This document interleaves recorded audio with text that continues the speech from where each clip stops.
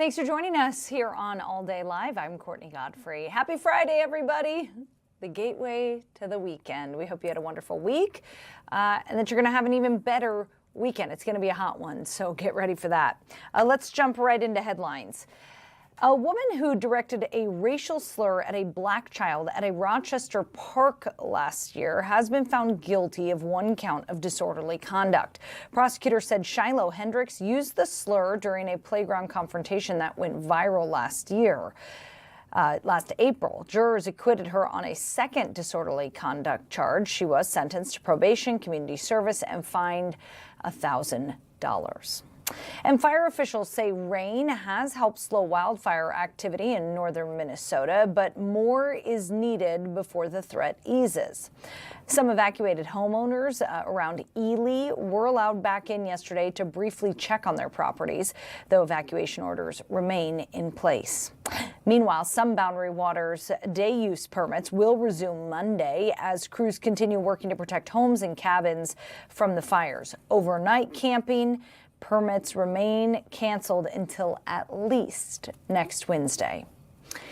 And a Minneapolis man is facing charges in two violent sexual assaults that happened days apart in Brooklyn Park recently.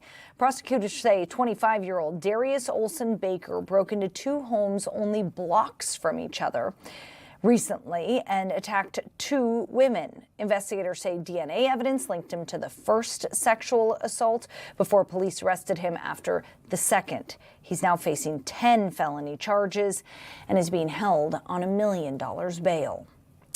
And get ready for the heat to return. An extreme heat watch takes effect Saturday afternoon for much of southern and central Minnesota, including the Twin Cities.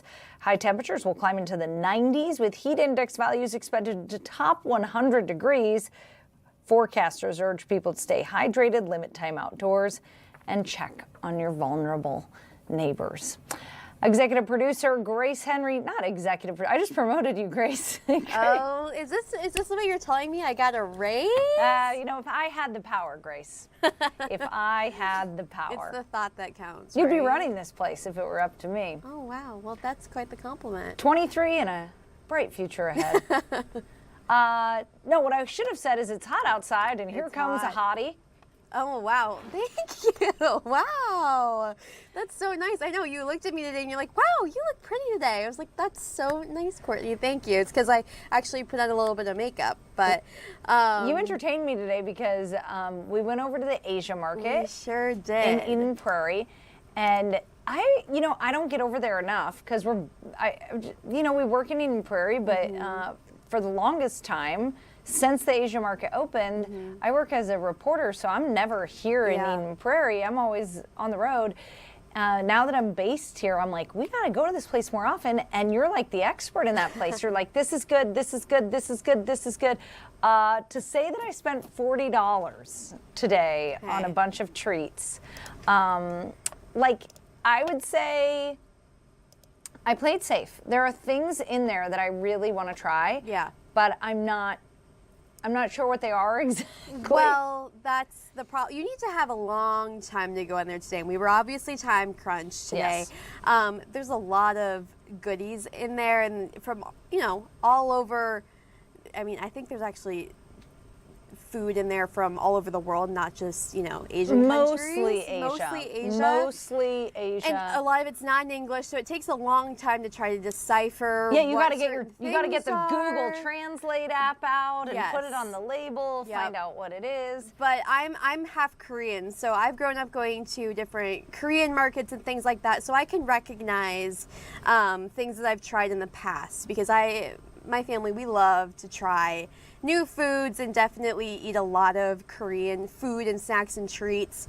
So it was fun to kind of introduce you to some new treats because they're delicious. You don't really know what you're eating, but hey, it tastes good. And not only the treats, Grace, upstairs is the skincare. Skincare, yes, and that's my favorite part of Asian Mall because they have all these amazing Korean brands that are relatively inexpensive. Like Courtney, we were saying, you go there and you tend to spend a little bit less money than if I were to go to a Sephora, where things are, maybe you can read what's in them, but you're going to spend a lot more money.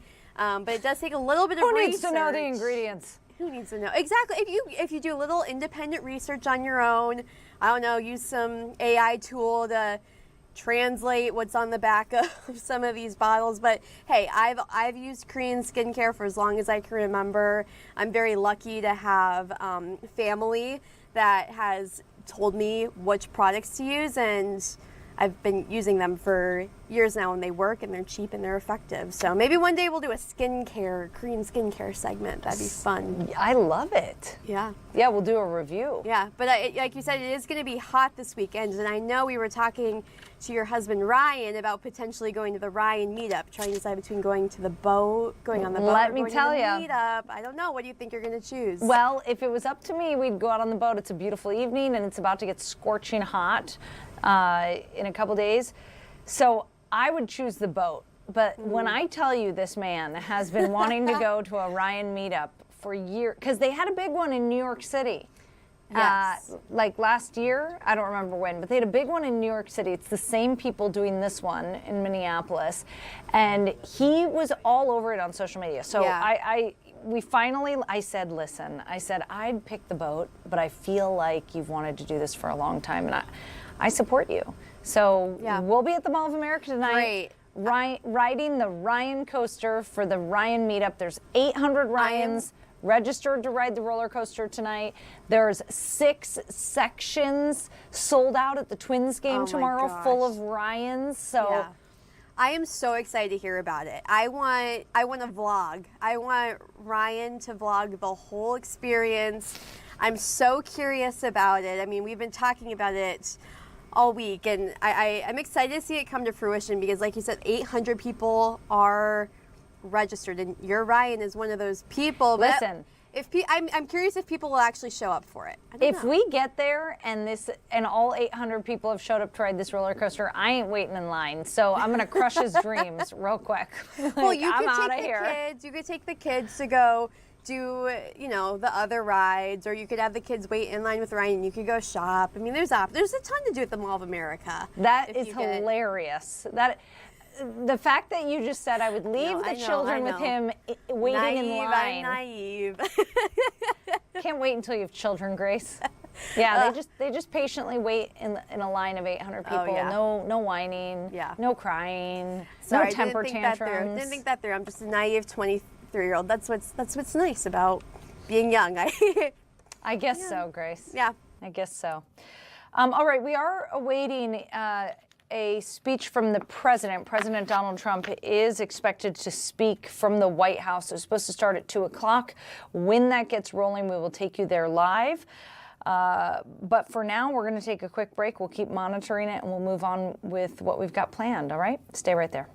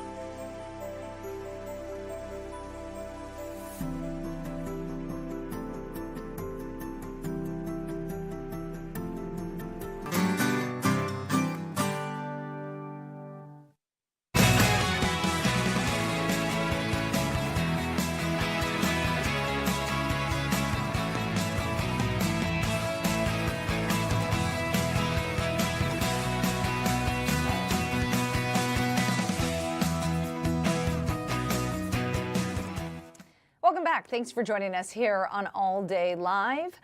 Just a short while ago, Congresswoman Ilhan Omar from Minnesota was with Representative Pramila Jayapal from Washington conducting a congressional oversight visit to the federal Whipple building in Minneapolis. That is where they take detainees after ICE arrests them. That's their holding facility there. It's also where immigration court proceedings happen. So the visit comes amid controversy over Operation Metro Surge, the ICE operations that were taking place here over the winter, and the use of the Whipple building to hold immigration detainees. We want to play you a clip from their press availability after they toured the building. Take a listen. And we just conducted a tour of Whipple Detention Center.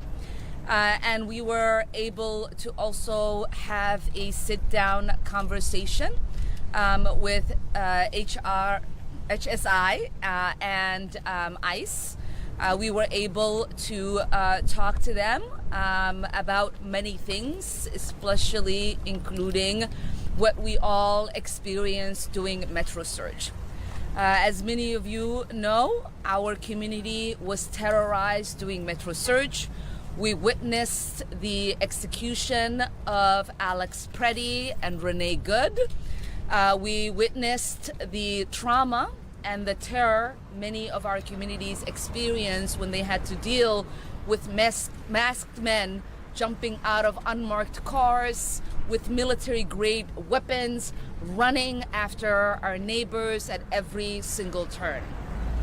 We have seen not just the human impact of Metro Surge, but the economic impact of Metro Surge as well. Many of us, including myself, Congresswoman Kelly Morrison, including Congresswoman Angie Craig, Betty McCollum, and our senators Tina Smith and Amy Klobuchar have worked tirelessly to bring light to the destruction that was Metro Surge, to do accountability, and to call for justice. We are still doing that work because the work of healing and asking for accountability is going to be a long journey.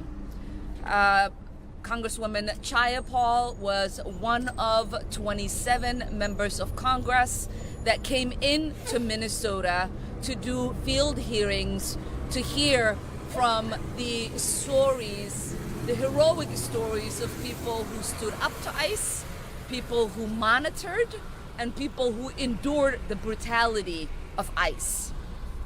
Today, when we went in to Whipple Detention Center. All right, you were just listening to Congresswoman Ilhan Omar after her tour of the Whipple Federal Building. She's demanding more transparency over ICE detentions. We are going to go to the White House now live as President Trump is making an announcement regarding nuclear energy. Take a listen. They've advanced somewhat since those days, I think, I hope. So today we're celebrating a historic milestone for civilian nuclear energy and the incredible renaissance of nuclear power in America. I want to thank Secretary of Energy Chris Wright, Secretary of the Interior Doug Burgum, they're fantastic, two incredible people, Director of the Office of Science and Technology Policy, Michael Kratsios, Director of the National Energy Dominance Council, Jared Agin, U.S. Chief Technology Officer Ethan Klein, and Director of Idaho National Laboratory, John Wagner. Thank you very much for being here, everybody. It's a big day. I also want to recognize and congratulate CEO of Antares Nuclear, Jordan Bramble, CEO of Valar Atomics, Isaiah Taylor, CEO of Deployable, not deplorable. Remember Hillary? Deplorable. Hopefully your company's going to work out a little bit. Thank you, sir. Good luck. Deployable Energy, Bobby Gallagher, and CEO of Allo Atomics, Matt Lozak. Thank you all for being with us. Last year I signed 4 historic executive orders to reignite a wave of progress in America's nuclear power production and promote this abundant, affordable, unlimited supply of energy for the American people. As part of this effort, I directed Secretary of Energy Chris Wright to establish a pilot program for advanced reactors and see at least 3 cutting-edge reactors started up safely by the 4th of July. And what we've done has been pretty much of a miracle. Most believe the goal was impossible, but I'm delighted to say that 4 companies succeeded in meeting that deadline for the greatest in the world at this subject. So these are the first new privately funded advanced reactors to turn on the United States in over 4 decades, and making sure that these groundbreaking designs were safe to build and test so quickly was a challenge that required a historic partnership between these innovative companies and our administration. We have brilliant nuclear people. We have a lot of brilliant people, but we have brilliant nuclear people on our staff. In the past, it often took 6 years or more to approve a reactor design, if they were ever approved at all. Most of them didn't get approved, and maybe rightfully so. But now America is building again, America is dreaming again, and we're leading the world and pioneering the next generation of nuclear power. There's nobody even close. We've taken a lead over the last 2 years that has been, I hope, insurmountable. We'll see. But let me ask Director of the Office of Science and Technology Policy, Michael Kratsios, who's been absolutely fantastic in the administration, to say a few words, followed by a few of the people. Let's see, Chris Wright will go, and Jordan Bramble, and Isaiah Taylor, then Bobby Gallagher, and Matt Lozick. And if you could, don't spend too much time. That's a lot of people. But go ahead, and do you want to start it off, Chris, please? We have Michael Kratsios first. Sure. Go ahead, Michael. Mr. President, you signed 4 executive orders last year, and you set one of the most ambitious goals in civil nuclear history to essentially have 3 reactors go critical by the 4th of July. This is an accomplishment that many thought would not be possible. The last time that a privately funded new reactor design went critical was in 1974, so it was over 50 years ago. And we were able to achieve that and surpass it by having 4, and these are the great 4 American companies that got it done. Great. Go ahead, please. In the last 30 or 40 years, the American nuclear industry has been quiescent. Most of the reactors built around the world have been built by Russia and China, both in their countries and abroad. President Trump said enough of that. America is going to be back as the leader in the nuclear space, in large reactors and in next generation small reactors. He set a bold goal. It's been exceeded, and I'm incredibly proud to be standing here with these fabulous entrepreneurs next to me. And brilliant science people, too, really. Please, go ahead. Mr. President, thank you so much for your leadership. It was really your executive orders that catalyzed this nuclear renaissance. When they first came out, people scoffed at them. They said it couldn't be done. And now there's not only 3 companies, but 4 companies here that really met the moment. Us at Antares, we look forward to being a resilient energy source for Golden Dome, to power high-powered assets in space, and eventually undersea autonomy. So this is a strategic technology for our nation.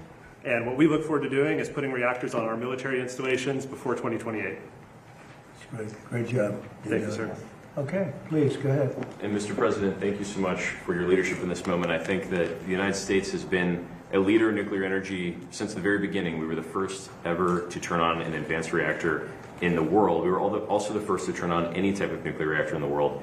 But over the last 30 years, we became more interested in PowerPoint than in power plants.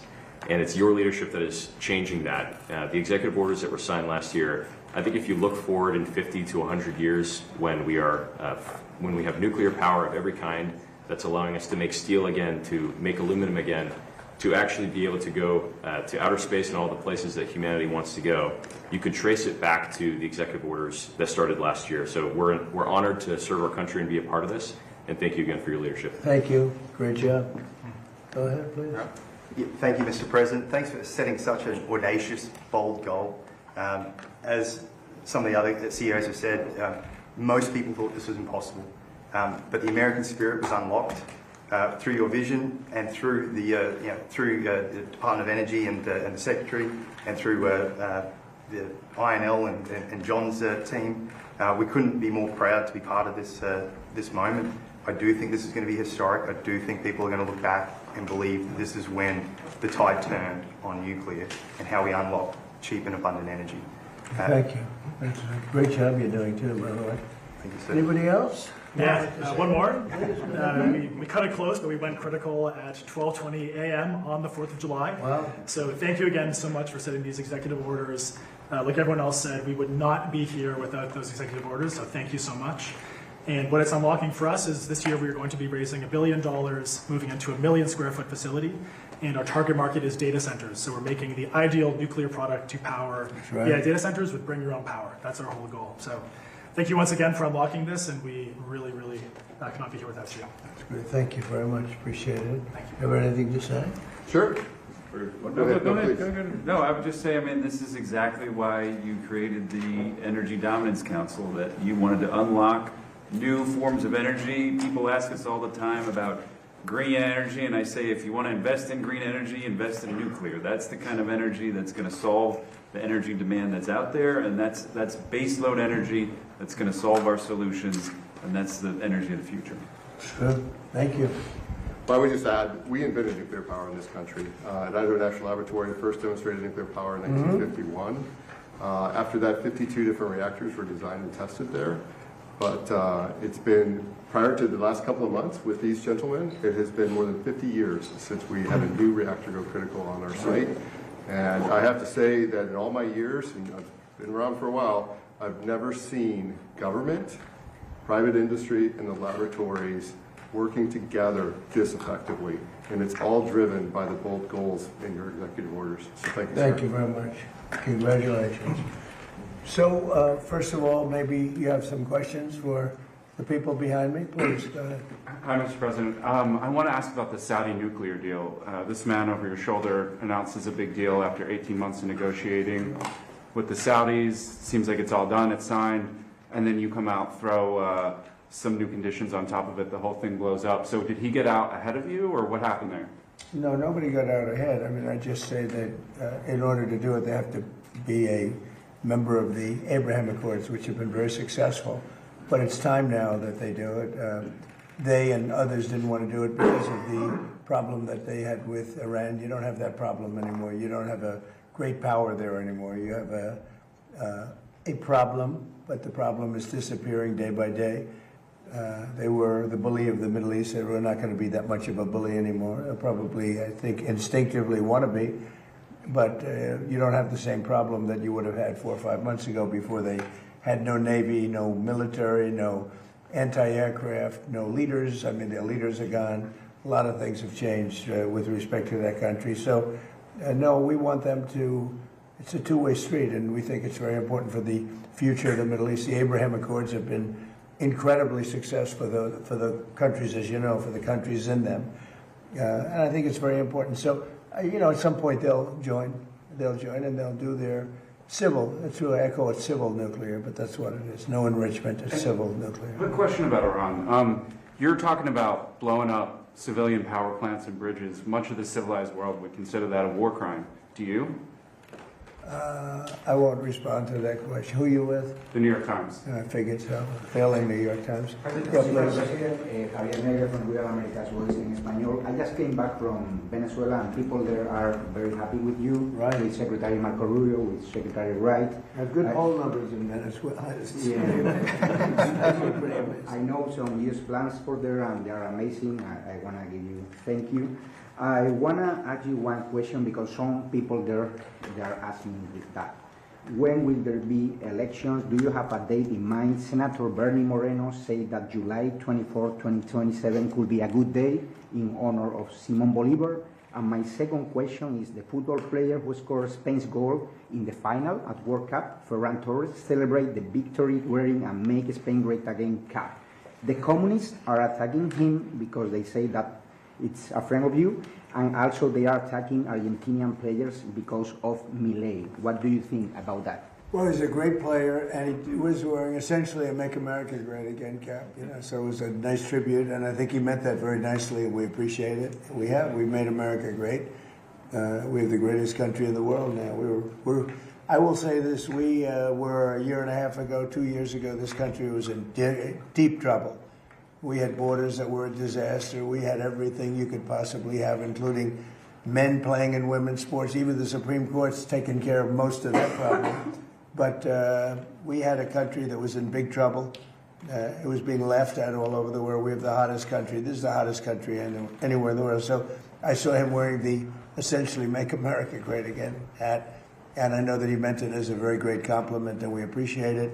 As far as the elections in Venezuela, they're not really ready for them yet, but boy, a lot of progress has been made. Delcy's been doing a fantastic job, as you know. The amount of oil coming out of Venezuela right now, even before the big companies, Exxon, all the big companies are looking at it. They're going there. It's very fertile territory. But the amount of money being made by Venezuela now is more than they've ever made before, and we're taking a lot also for our efforts. And the money is being sent, and the oil is being sent to Houston and Louisiana to be refined. And we paid for the war many times over.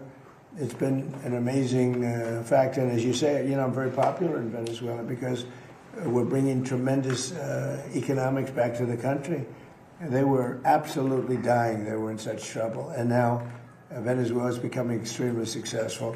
They're taking in billions of dollars, selling millions and millions of barrels of oil, and we're getting some, and they're getting some, and everybody's making a lot. And it was dead before we got there. So it's been an incredible relationship. They're not ready yet for the elections, but at some point they will be, and we're going to be standing right on top of it. And say hello.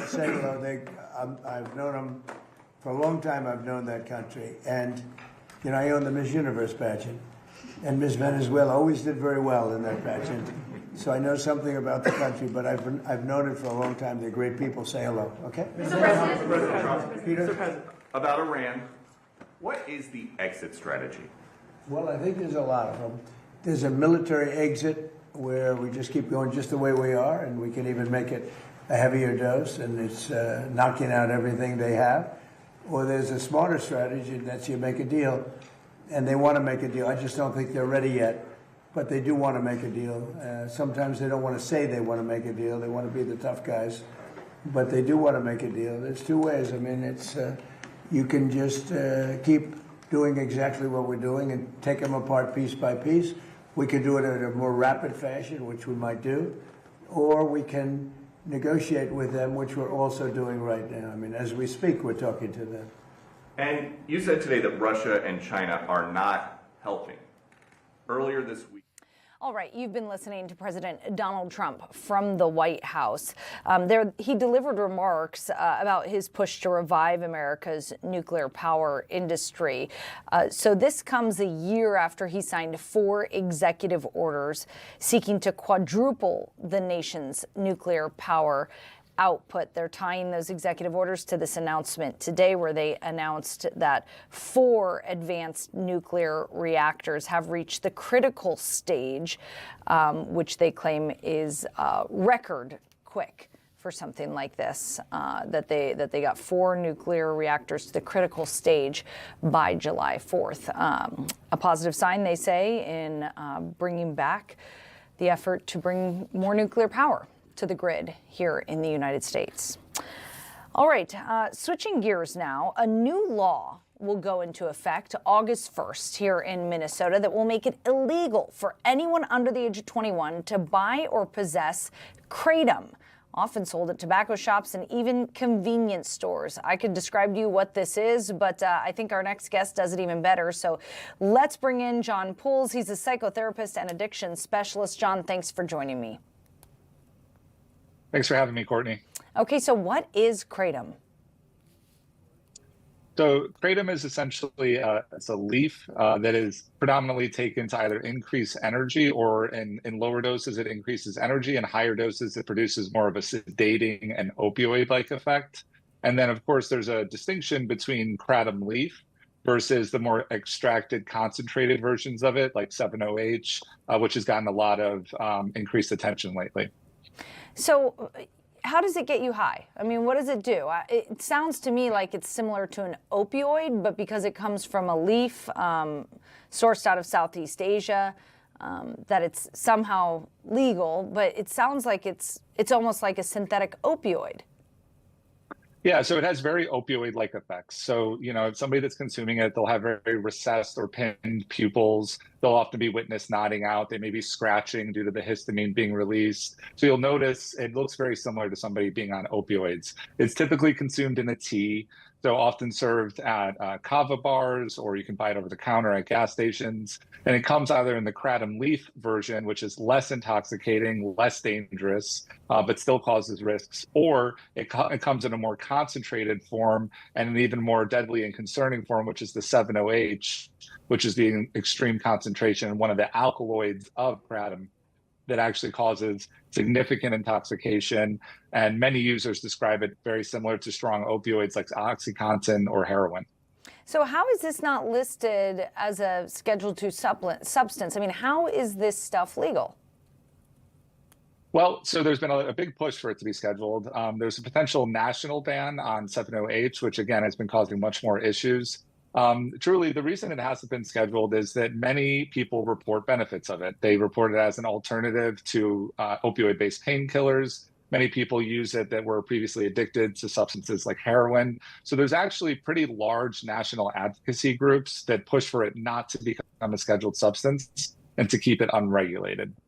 Interesting. All right. So here in Minnesota, starting August 1st, so just in about a week, you're going to have to be 21 to buy or possess it. And if they catch you possessing it under the age of 21, or if they catch somebody selling this to somebody under the age of 21, they will face penalties. Where does Minnesota stand compared to have other states already done this? Talk to me about that. Yeah, so the regulation is all over the map. So it's either you have a age restriction ban, right? So over the age of 21, which quite frankly, I think is the bare minimum that should be done. Some states have enacted a complete and total ban of kratom and any related alkaloids. Some states have banned 7-OH, as I mentioned before, the really strong concentrated alkaloid that's been causing a lot more issues. Or some states, like I mentioned, they have complete bans, or some have absolutely no regulation on it whatsoever. And so what we see is the drug policy is kind of all over the map, because on the federal level, it has not become a scheduled or banned substance yet. So this makes no sense to me. I mean, so this product can just show up in the United States, get kids hooked, and it's not regulated at all? It's really not. It's all very state by state. And you raise an excellent point about getting people hooked. And I think what a lot of people don't understand is you can absolutely get a physical dependence on kratom. So what that means is that if you're consuming it daily, near daily, over weeks, months at a time, you will start to experience withdrawal effects very similar to opioids like OxyContin and heroin. You may get upper GI issues, heart palpitations, sweating, cold sweats, and just general severe withdrawal symptoms, anxiety, depression, insomnia, and that stays for quite some time until the substance is completely out of your system. Clearly, you're worried about this substance. Have you treated people who actually get addicted to this? Yeah, so what we're seeing more and more now is that people are actually entering into inpatient addiction treatment facilities or residential detox facilities for solely kratom use, right? And so what that means is that they may not even be using any other substances, but the reason that they're seeking addiction treatment in general is either because of the concentrates like 7-OH or the kratom leaf. My mind is blown, because I'm like, how do we get here where, you can't buy alcohol unless you're 21. You've got, other drugs that are on the street that sound very similar to this, and they are fully illegal no matter what your age. So anytime, I mean, how do we end up here where something can pop up on the market and it's allowed to be sold at gas stations, at convenience stores, at tobacco shops? Yeah, well, I think first and foremost, drug policy always takes a long time to catch up to where it should be. And so we have a long history in the United States with that. And I think it's just generally not as recognized of a substance. I mean, I've been seeing issues with kratom for well over a decade. And I would say I've just now started to see it being discussed in media and other outlets, and largely because of the proliferation of kratom throughout the United States and the subsequent related overdoses and tragedies that have happened. So now it's finally getting more media attention. That said, I think it's going to take quite some time to actually catch up to what the regulations should be for the substance. Wow. Okay. Yeah, I just started hearing about it in the last year or so. So, do you think this will make any bit of difference? You know, putting an age limit on who can buy it, 21 and over. Well, so what we know, generally speaking, is that when access is increased, use increases. So we can look at that with the legalization of both medical cannabis and recreational cannabis, that once access increases, use increases. So on some level, the age restriction will reduce access.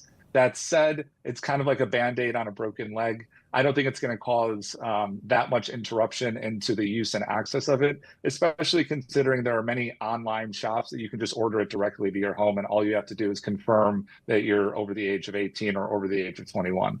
So that's what I was going to ask you. Will this law in Minnesota permit sellers from out of state shipping it to homes in Minnesota? So this is what I can tell you. I'm not sure what the actual legal regulations of that are, but what I can tell you is that people ship banned substances into other states all the time with virtually no problem. Wow. What concerns you the most about this kratom? So what concerns me the most are the concentrates. And I mentioned this before, and I think it's really important to identify for users or anybody that may be experimenting with this, is that there's a very strong distinction between the kratom leaf tea, we'll call it classic kratom, and extracts and concentrates such as 7-OH, which is an alkaloid in kratom. And the 7-OH in those concentrates are much more dangerous and have been related to overdose deaths. Now, the argument against that is most of those cases involve other substances like a benzodiazepine, like Xanax, Valium, Ativan, in combination with the 7-OH. But nevertheless, the overdose death and the risk of intoxication is much more severe with 7-OH. So I would say that those types of concentrates concern me even more than the traditional kratom leaf tea. Have you seen this as a gateway drug, or do people usually use this and stick with this? So it really depends. People with a pre-existing opioid use disorder, so they were previously addicted to heroin or OxyContin or fentanyl, will often switch to kratom as kind of an alternative or harm reduction method. In my experience, most of the patients that I treat eventually return to that opioid substance that they were previously using. There are some people that I know that have chronic pain that have just stuck to kratom, and it's not necessarily a gateway drug. I think, again, when I just go back to, regardless of whether or not it's a gateway drug, is that there's inadequate education and restrictions over the drug and the substance. And since there's so much ease of access, the increase of use is occurring and causing really awful outcomes at times. Yeah, it sounds like you don't think that the 21, making it so that you have to be 21 is good enough. Do you think this should be outlawed completely? So I certainly don't think that the age restriction is enough. It's a step in the right direction, baby steps, I suppose. As far as it being outlawed completely, I think the best way to start with this would be to outlaw the concentrates or the alkaloid extracts such as 7-OH. I think ultimately a full kratom ban state by state or at the federal level, or it's becoming a scheduled substance, would be the right direction to go in to prevent the harm associated with it.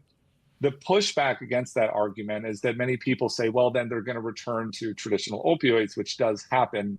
But I think we have to find a middle ground to mitigate the risk associated with it. So interesting. John, thanks so much for joining us. Appreciate you coming on the show again. Thanks so much for having me.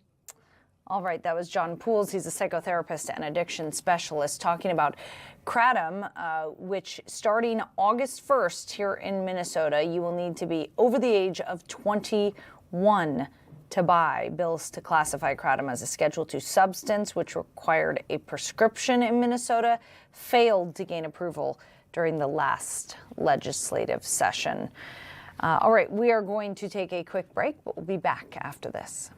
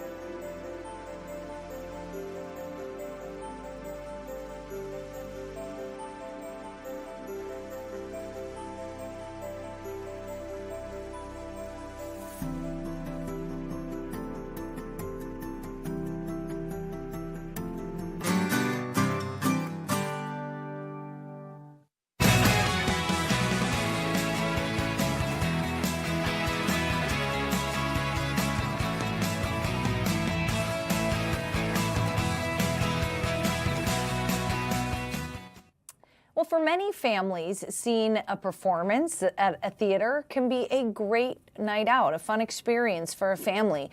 But for anyone who's living with autism, sensory sensitivities, or developmental disabilities, the bright lights and the loud noises can just be overwhelming. That's why this weekend, Orpheum Theater is opening its doors for a more accessible performance. So they're doing a sensory-friendly performance of Wicked this weekend. Gina Brady, the Sensory Supports and Training Program Manager at Fraser, Minnesota, joins us now. Gina, thanks for joining us to talk about this. Yeah, thank you for having me. Okay, so Fraser has teamed up with Hennepin Arts to do a sensory sensitive, sensory-friendly version of Wicked this weekend. What can anyone expect that's going to come to the show or that's interested in coming to the show? Yeah, so I think it's really important to know that you're still going to get to see all of the magic that makes Wicked so spectacular, but you're going to see it with a few accommodations, additions in place. Some of those might look like reduced overall volume. You'll also notice that the house lights in the theater stay up a little bit.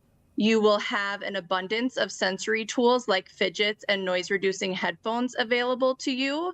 There are a lot of volunteers that will be around to help support wayfinding and to help show people to the quiet rooms that we will have set up, so that if it does get overwhelming for anyone while they're there, they have a nice quiet place to go and take a break.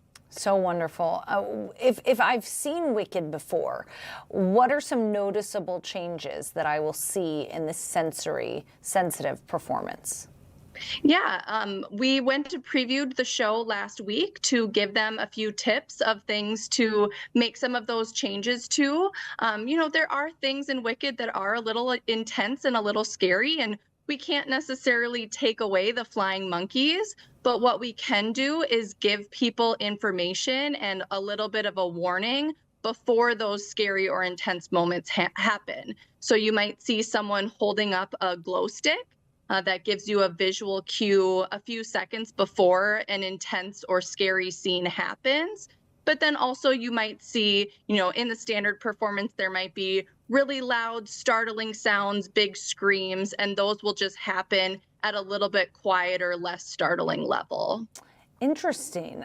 Is it just going to be one performance, or are you putting on multiple of these? Yeah, for this one, it's just one. It's this Sunday at 6:30 at the Orpheum. This is our third time partnering with Hennepin Arts. So we did 2 different performances of The Lion King as a sensory-friendly show back in 2016 and 2024. So this is our first time doing Wicked. It's our first time doing a show for a little bit older target audience, and I think it's going to be a super fun day, and I really hope that the community enjoys it. Why is it so important that they open up accessibility of these shows, not only to children, but like you said, this is a show that, you know, tends to gear towards an older audience, not young kids. But why is it important to have that accessibility and allow these individuals to take in a show just like anyone else? So there are so many positive benefits to experiencing the arts.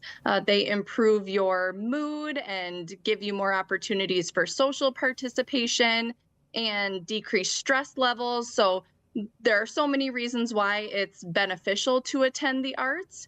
And then when we're looking at families and friend groups, we really want this to be an opportunity that a group of people can go and have this experience together.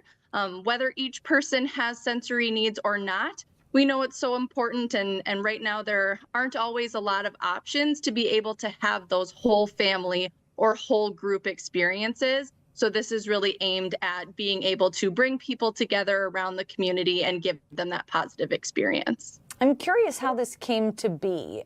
Did Hennepin Arts approach Fraser? Did Fraser approach Hennepin Arts? Has this been done elsewhere? How did this come to be? Yeah, so Hennepin Arts is really the backbone to this. They are managing lots of different relationships, and it really does take the stars aligning for a show like this to go on. They are working with the Orpheum Theater staff, but also they're working with the touring Broadway show because everyone has to buy in and agree to make the changes and make this all come together. They really are the driving force behind it, and then they bring us in as a community partner to give that expertise on what specific modifications need to be made show by show. I'm curious if how the crew and the actors responded to this when you went and you watched the show, you gave them feedback. How are they? Yeah, they're great. I think it takes some education so that they know we're not giving a watered down version of Wicked. We want to maintain that artistic integrity and, just explaining a little bit why some of the changes are needed. I think a lot of them really get it. The arts world is incredibly inclusive and accessible. So I think we've seen a lot of progress within the arts, maybe even more than some other industries. So they've always seemed to be really open to that feedback. If somebody's interested in coming and maybe they want more details about what they're signing up for, is there any information on your website that can help them out? Yeah, so we've worked with Hennepin Arts to create some materials that give people that information either before they buy a ticket or just before they arrive to the theater. So we've created a social narrative that has pictures and text that really take you through the experience from arrival to departure and everything in between for the day of the show. And then there's also a sensory guide. So that is kind of a snapshot of the show, and it's highlighting those different moments that maybe there are some more sensory intense or emotionally intense moments so that people can pick and choose, maybe this is when I'm gonna take a break or go out into the lobby. We'll have some monitors in the lobby showing the show. So if you want to be a little bit more removed or in an area that's a little bit more controlled, you have that option as well. I'm curious how many people it takes to make this actually come to life. Yeah, it's a lot. We have kind of the core group that has done this now 3 times together. We've formed a really great partnership, and we're so excited every time that we get to work together again. But just the day of the show, the before everything kicks off, we will have a little orientation with about our 80 or so volunteers. We'll also do a day of training with all of the usher and theater staff. And we even include the food and beverage vendors so that they understand how to be inclusive when they are communicating with patrons. That is wonderful. So all aspects of the theater experience have been touched here, it seems, not just the in-theater experience, which is great. You mentioned that you guys have done these shows before. The Lion King in 2016 and 2024 put on a sensory-friendly show. What kind of response did you get from those shows back then?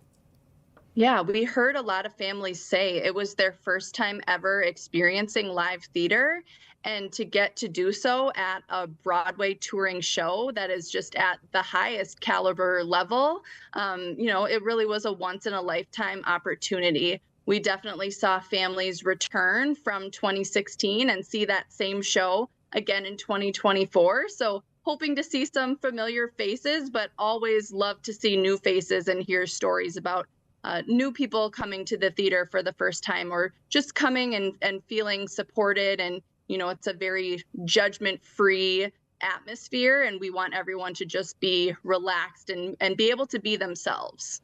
Would you like to see other theaters and other venues start to do these similar types of things? And do you recognize that they might be looking to you for inspiration? Yeah, we would love to work with anyone and everyone. And it is a movement that we're starting to see more of. Hennepin Arts is wonderful. They work with a lot of school theater groups, and they are lending out some of their sensory tools and equipment for the schools to use. So we really do see it as this movement. It's kind of a bandwagon that we want everyone to jump on. Yeah, just wonderful. All right, Gina Brady, we so appreciate you. Are tickets still available for Sunday's show? They are, yep. Wonderful. Okay, it looks like we've got the website on the screen there, hennepinarts.org. You can go there and purchase tickets for the 6:30 Sunday show, the sensory-friendly performance of Wicked at the Orpheum Theater. All right, Gina Brady, thank you so much for joining me. Thank you. All right, we're going to take a quick break. We'll be back after this.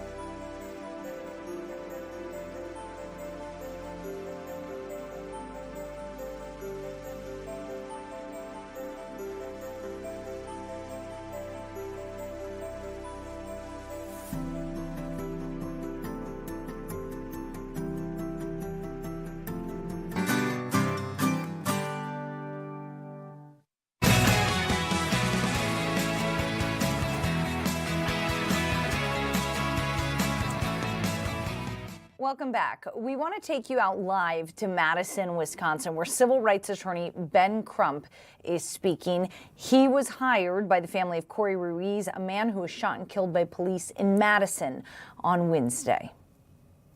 Homeboy, his native son, Corey Ruiz, who was born here in Madison, Wisconsin. And I'm so proud to have Attorney Biabri Lamar on our team fighting for Corey. Y'all please welcome Attorney Biabri Lamar.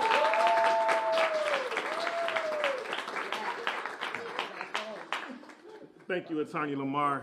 And I want to just take this moment to thank Attorney Crump for all the work that he's done, not only here in Wisconsin, but all across this country. Let's give Attorney Ben Crump a hand for all that he does. Attorney Crump often says, many occasions, that there's two justice systems in this country. There's one for black and brown people, and then there's one for everyone else. And what we're here today for is because we expect accountability. And when we talk about accountability, that should be the expectation, not the exception. So what we're here for now is justice. We want the same justice for Corey Ruiz that anybody else would expect under these circumstances. Amen. When we think about the law here in Wisconsin, it's the same here as we look at federal law as it is in any other state in our country. Excessive force in Wisconsin is the same excessive force that we would see anywhere else. And that's what we all saw as a country a couple days ago. And when we think about de-escalation, and Attorney Crump kind of talked about that a little bit, when we all saw that video, did we see any de-escalation? No. Did we see anyone trying to calm the situation from a bicyclist? No. This is not anybody that had a weapon that was threatening somebody, and it's legal to have a knife on this person. He didn't threaten anybody. He didn't make any advances toward the officers. What this country saw was police brutality. There's no other words to put it. What we saw was excessive force that was completely unprovoked, unnecessary, and uncalled for. This family deserves justice, and that's what we are going to continue to fight for. This legal team, we will do everything in our power to raise every legal issue to make sure that this family gets justice. But the question that we must also ask is, why are we keep coming before this community with the same issues time after time after time? Almost every year, Attorney Crump has come to the state of Wisconsin to address what has become a national issue. Because what starts off local is something that our country is completely shocked, like he mentioned, shocks the conscience and is completely appalled at what we saw.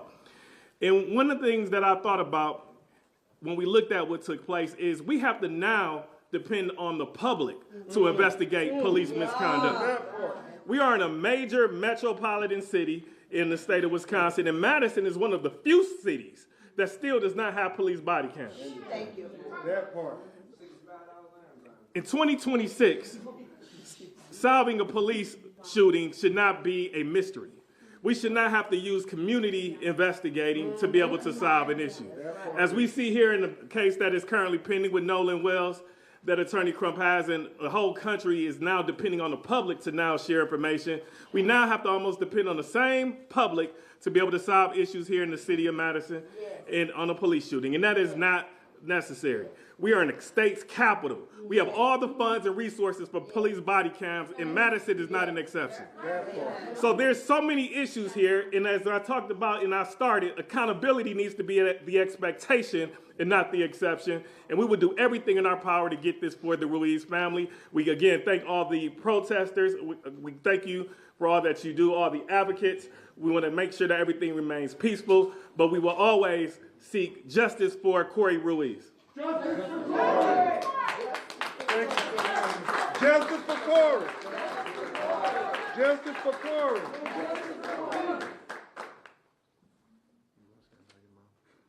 Now you will hear from the mother of, I'll let you stand by your grandmother. Yeah, we're going to hear from the mother of Corey Ruiz, Miss Elsa Ruiz.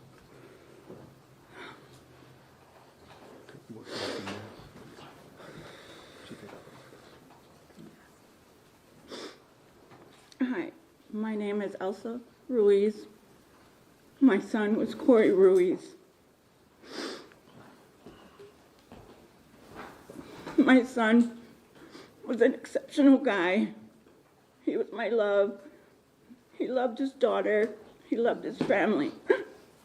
He did not deserve to be taken out like that. They took my baby from me. I never thought I would have to bury my baby before you buried me. And I would never.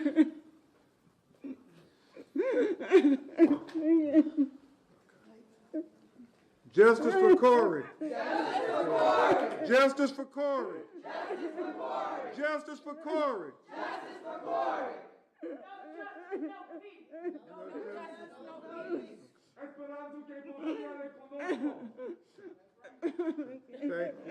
Yeah, this is extremely emotional. Extremely emotional. Thank you so much, Miss Elsa. Now you will hear from Corey's older sister, Miss Veronica Ruiz.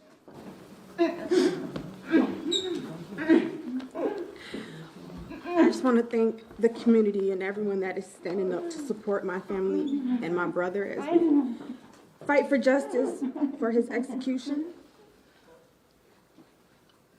There's already been so much negativity about him, and nobody even knows who he is.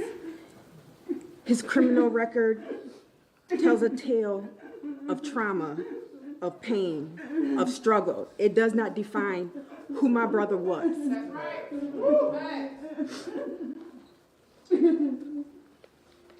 And for him to be executed the way he was, based on, in conclusion, based on speculation, I don't understand. I need somebody to help me understand why they felt it was okay to execute my brother. It wasn't. No, it was not. Based on no facts at all. Take your time, Veronica. Take your time.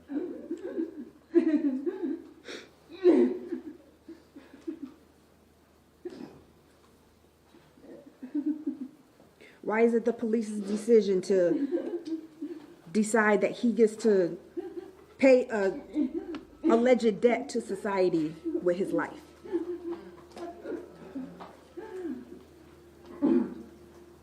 I hope everyone continues to support and come together and help us find justice for him.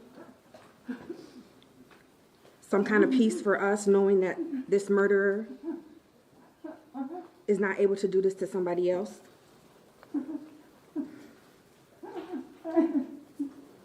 I'm sorry, I can't even think right now. Take your time, Veronica. This is your time, Veronica. Take your time. She drove all the way from Austin, Texas, the moment she got word her brother had been killed. Drove through the night to be here for her family.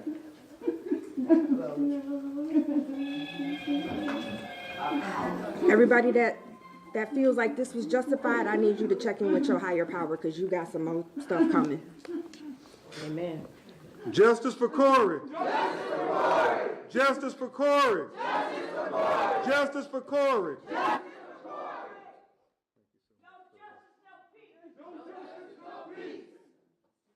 Next, we will hear from his sister, Anna, who's been trying to explain to her two little boys where Uncle Corey is.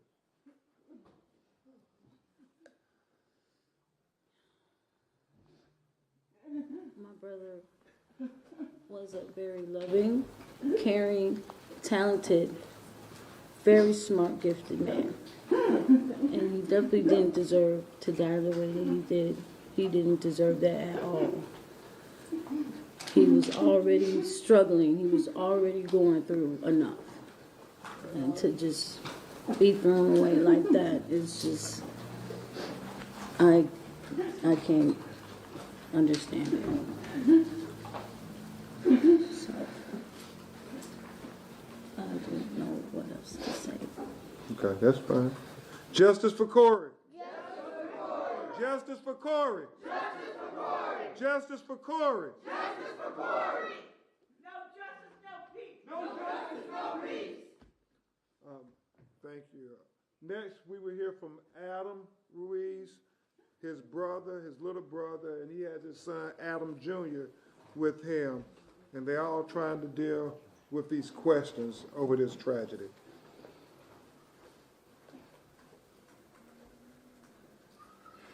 I just want to start by saying what happened to my brother involving the Madison police was sickening and inhuman, and should have never resulted in the tragic execution of my brother. My heart is broken. My family and I will never be the same. I'm having a hard time processing it. It makes me sick every time. The video just keeps replaying in my head. It's hard to go day by day knowing that my brother is dead. My family needs justice for what they did to him. He was a very important and loved man by his family, friends, and plenty more in the community. Any chance he had to do good,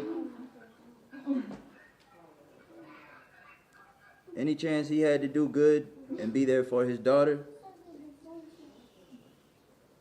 he did. And he always talked about, or I should say, he always loved music. And he always talked about making more music.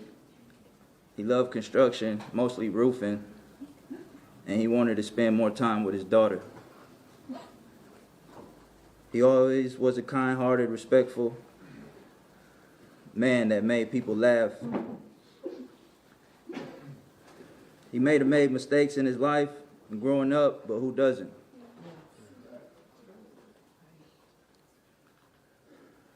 That didn't stop the man he was or wanted to be until the tragic day when the police executed him.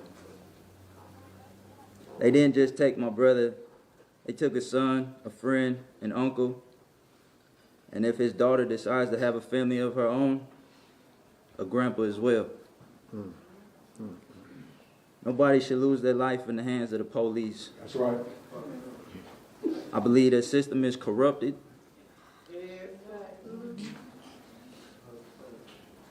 And us as the people, we need to stand up and come together to put a stop to this madness. They need body cameras to stop future incidents. Amen. Amen.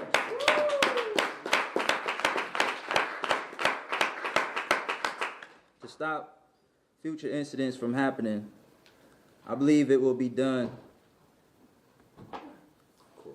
as well as receiving justice for my brother, for his life. No justice, no peace. No justice, no peace. No justice, no peace. No justice, no peace. We love y'all. Thank you. Thank you.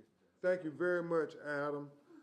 Now at this time we will hear from Marjorie Ali Omar, the mother of Khalil, who is Corey's only daughter, only child. And then after that, you will hear from his daughter. So Marjorie, if you could share. Please excuse me if I ramble all over the place. I'm very nervous. I've been a part of this family for a very long time, since I was a little girl. And since I had my daughter, they have been my biggest support system. If he couldn't support her, they were there. So I really appreciate even having the opportunity to come up here and speak on his behalf. I'm going to piggyback on Adam a little bit and say, yes, that man was very talented. He was a lyricist, he was a poet, he was an artist. He was very kind, and he was extremely funny. I'm definitely going to miss the jokes, the laughs, the reminiscing, and all these things that his daughter will never be able to see or know about him because they didn't get a chance to grow old together.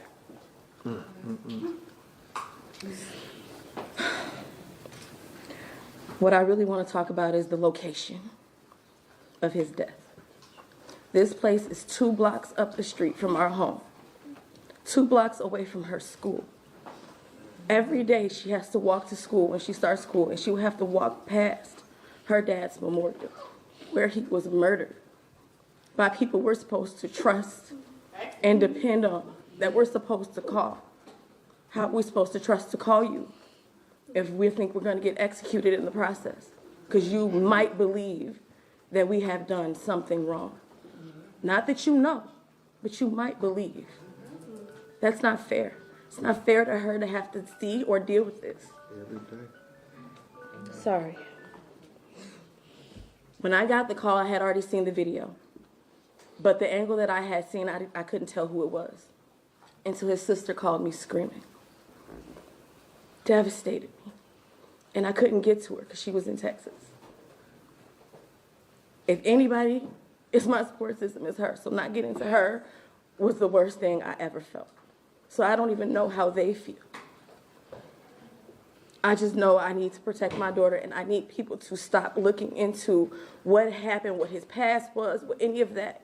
Look at what happened. There's too many videos. There's too much evidence to say anything otherwise. Both of his hands were restrained. How was he attacking anybody? He was on his knees. This makes no sense. That's really what I want to say. I hate that she has to walk past this every day. And I hate that she can't see him grow old. I hate that he will never see her graduate. She can't even graduate 8th grade with her dad there. No girl, nobody, no kid should grow up without their father. She had enough time without him. She needed time with him. We were hopeful for a future. We were looking towards a future. And we'll never get that. His family won't get it. His daughter won't get it. I won't get it. I love them. I love him. He loved me. He loved everybody. He was not a violent person. He made mistakes, but he was never violent, no matter what anybody is saying. He was not a violent person. Justice for Corey. Justice for Corey. Justice for Corey. Justice for Corey. Justice for Corey. Justice for Corey. Justice for Corey. Justice for Corey. No justice, no peace. No justice, no peace. Take your time. I maybe speak loud if you can. I am Corey Ruiz's daughter.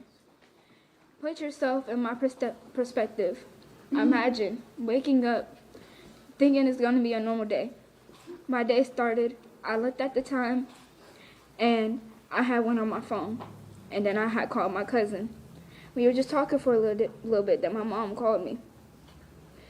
She called me saying that she wished she told me something that was in when she was at the house. And I was so confused. I was like, what is she talking about? And she said that my dad has been shot. My heart was so broken, I don't even know how to put it in words. Then I asked, because, sometimes if you get shot, you might live off of that. When she told me he had been shot and dead and killed, I started crying. I didn't even know what to say. I didn't know what to do. My heart was just so broken, and it just hurt so much knowing I can't see my father anymore. People, whoever is saying, oh, but he was a criminal. So what? He had a family. He had me. My Lord. The last time I talked to him, it was for a short period of time, and I wish it had been longer. I wish I could see him one more time. I wish he could tell me how much he loves me one more time. He tried to do his best for me and his family. I wish he was still here, so I would never, in a million years, think that I would see my father on a shirt, a pin, a necklace, on social media saying he was shot and killed by a police officer. My Lord. How can I call you knowing you shot my father? How are you going to have 4 policemen on one black man? On top of that, how are you going to be scared of us if you're supposed to save us and you kill us? It makes no sense. It doesn't make any sense at all. I just wish it had been a different way. I just wish, what if the police never been called? What if they just let him go? What if they de-escalated the situation? Wow.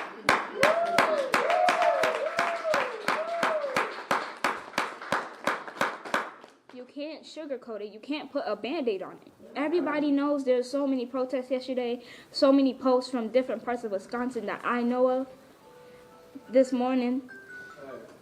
Yesterday, when we were at, I don't know what it's called, but when we were seeing, when we were at the visual, my friend kept texting me saying, are you okay? Please talk to me. I want to know if you're safe. I called my cousin back. She said, oh my gosh, are you okay? So put yourself in my shoes. What would you do knowing you just turned 13 last month and that you're about to go into a whole new level of school, knowing that your dad is dead? Now, when I grow up, if I ever have kids, how do I tell them? Your grandpa, when I was young, how do I tell them that he has been shot and killed by somebody we need protection for? How do I tell my little brother in the future why I don't see my dad that much anymore? Because he's dead. It makes no sense. No sense. I just wish I'd seen him one last time. I hear his voice one last time. No one deserves this, especially not if he's a man of color. Justice for Corey. Justice for Corey. Justice for Corey. Justice for Corey. Justice for Corey. Justice for Corey. Justice for Corey. No justice, no peace. No justice, no peace. No racist police. No racist police. Man, can we just acknowledge Khalil again. She spoke for so many.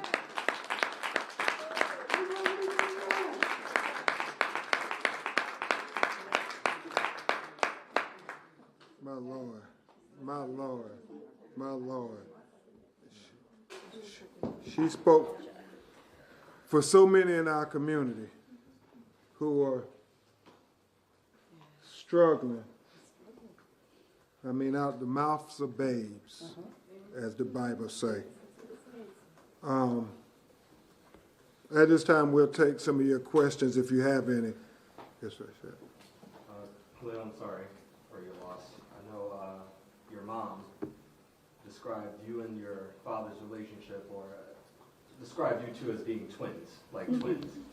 Can you talk a little bit more about your favorite memory of him, your experience with him? Why do people call you twins? Well, she always used to call me her twin, his twin. She used to tell me that every day, every time she saw me. Oh my gosh, you look just like your dad. And my family would tell me, you look just like your father. If you see pictures of him, they say you look exactly like twins. She don't look like me. So, so it was our relationship. I wish it would have been more than it was. But for the most part, yeah, that is my twin. Regardless, that or not, that's my twin forever. Justice for Corey. Justice for Corey. Justice for Corey. Could you spell your name for us while you're up there? K-A-H''Liyah. Kalia. Justice for Kalia. Justice for Kalia. Yes. It seems like the police justification is probably going to be on this night that you've mentioned several times. Could you tell us what kind of night it was and where it was when the incident took place? You know, we looking at the video, we don't see when the incident took place when he was cut. I mean, y'all looked at the video like we looking at it. Obviously, we're retaining experts to break it down frame by frame, but it's, I mean, we looking hard to see where this alleged cut happened at. And as I said,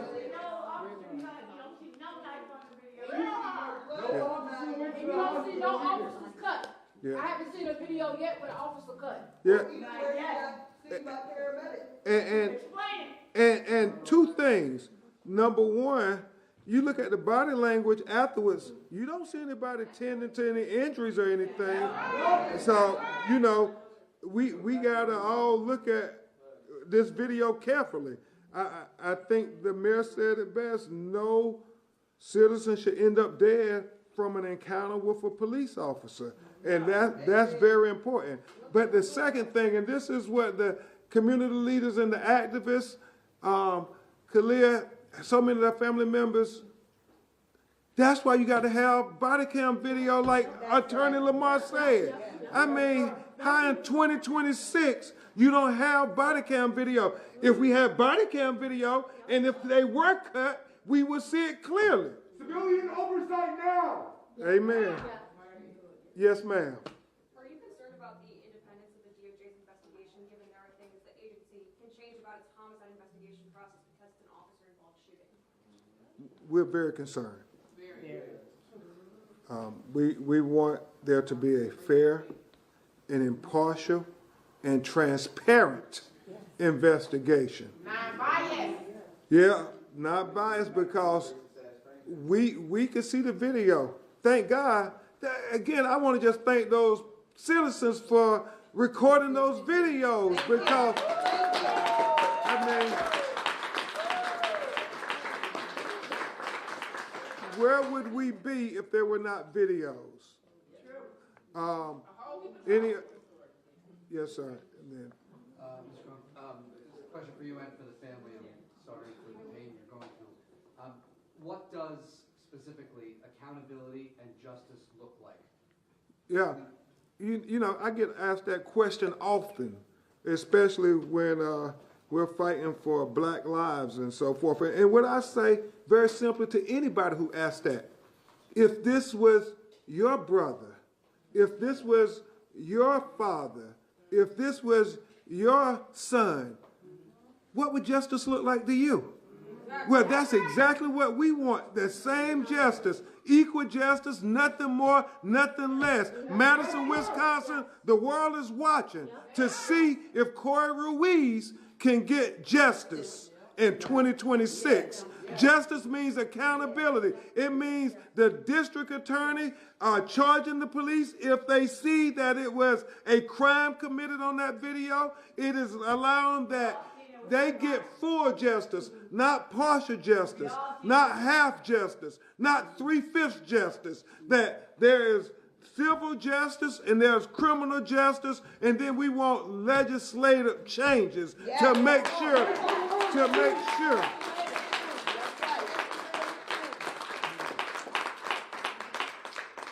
sure, no other 13-year-old little girl has to come and articulate how her heart is broken because the police killed her father. And it's very personal to many of us. I have a 13-year-old daughter, and for black parents, you know, it's always our worst nightmare that we might get killed by the very people who are supposed to protect and serve when de-escalation was supposed to be the course of the day. Instead of doing the least, he seemed to have done the most. And that's why you see the shock on the policewoman's face. That's why you see the shock on the other person's face. I mean, they are literally shocked. You don't have to take Ben Crump's word for this. Go look at that video. They are shocked that this guy shot them. I mean, he could have put other... I suspect when you really look at it, he put the officers in more danger than Corey Ruiz ever put them in that day. I mean, he fired right close to them. And so that's what justice looks like, full justice, not partial justice. And hopefully it's justice for Corey's family, but it's justice for the community, because when you have people held accountable, police officers think twice before they shoot. We don't want them to protect and serve everybody else and then police us. The same kind of way they de-escalate when it's in other communities and other members of the community. We want them to think and pause before they shoot. We don't want them to shoot first and then start asking questions later. And that do seem to be the scenario in this video when you look at it. They ask questions later. So I got a little emotional. I hope we answered your question. We'll take a few more questions. Yes. You raised the prospect of charges. From what you've seen so far, do you believe this officer should be charged with crime? The way he shot him repeatedly? Yes. Yes.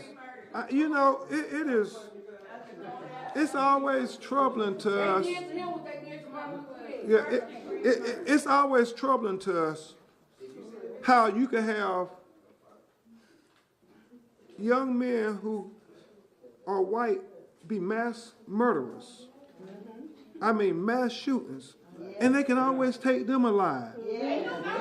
Always take them alive. But yet, as Veronica said, her brother, the police chief said, we believe he was trying to open car doors and looking in car windows. They didn't even know if that was him. They thought that's what it was. If he was white, he would have been white. That part. If he was white, he would have been white.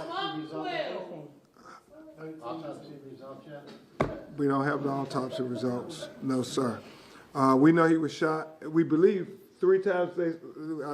People thought maybe more, but based on what we saw there, and so we're waiting for official results. We're waiting for reports. We want transparency. If the mayor and the chief want to build trust in the community, we got to do something about these body cameras, the absence of them, because it really is about transparency plus accountability, and that's how you equal trust. And in the community right now, I think the reason you see so many protests, they don't have the trust that we get equal justice when the police brutalize us. Representative Stubbs, talked about Tony Robinson. and how the community still is reeling from that experience, and that's been 11 years. And now it's like that wound hadn't completely healed, and now it's been ripped back open. So we're gonna need real leadership in Madison to address this and heal the community. We'll take one more question if I you. have a question. Are we going to make sure that from this, we're in the state capitol currently, the legislation that can happen from our legislators in this building to hold officers accountable? Right now, the law is that when there is a police shooting, excessive use of force that results in a death by officer, the person who is put on, the officer who is put on administrative leaves get to keep their administrative leave with pay. So are we going to hold our legislators accountable to change that legislation, because taxpayer dollars are going to people who kill other people? And we don't support killers. We don't support killers. My question is to the Okay. legislators Okay. in the room. We Can we okay. make legislation to hold the officers accountable So- by making sure when they're placed on administrative leave that they do not get paid? No, and so that's a great question. Let us meet with the legislators and press that issue, because let's make sure we have some policies and some laws passed in Corey Ruiz's name. That would be one of the greatest justice we can do. Thank you all. Justice for Corey. Justice for Corey. Justice for Corey. Justice for Corey. All right, you were just hearing from civil rights attorney Ben Crump, as well as the family of Corey Ruiz. He's the individual who was shot and killed by Madison, Wisconsin police on Wednesday. Civil rights attorney Ben Crump has now been obtained by the family of Corey Ruiz to represent them. Crump famously represented George Floyd here in Minneapolis, securing his family a historic $27 million wrongful death settlement. He also represented the family of Daunte Wright, who was killed in Brooklyn Center a year after George Floyd. We're going to take a quick break. We'll be back right after this.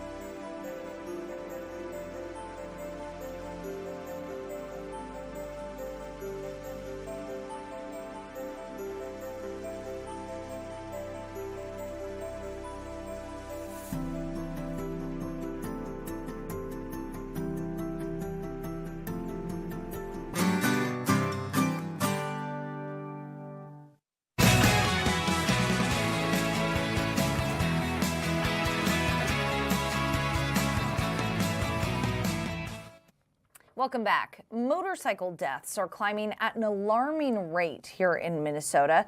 By mid-June, 32 riders had been killed statewide, more than double the 14 deaths recorded at this same point last year.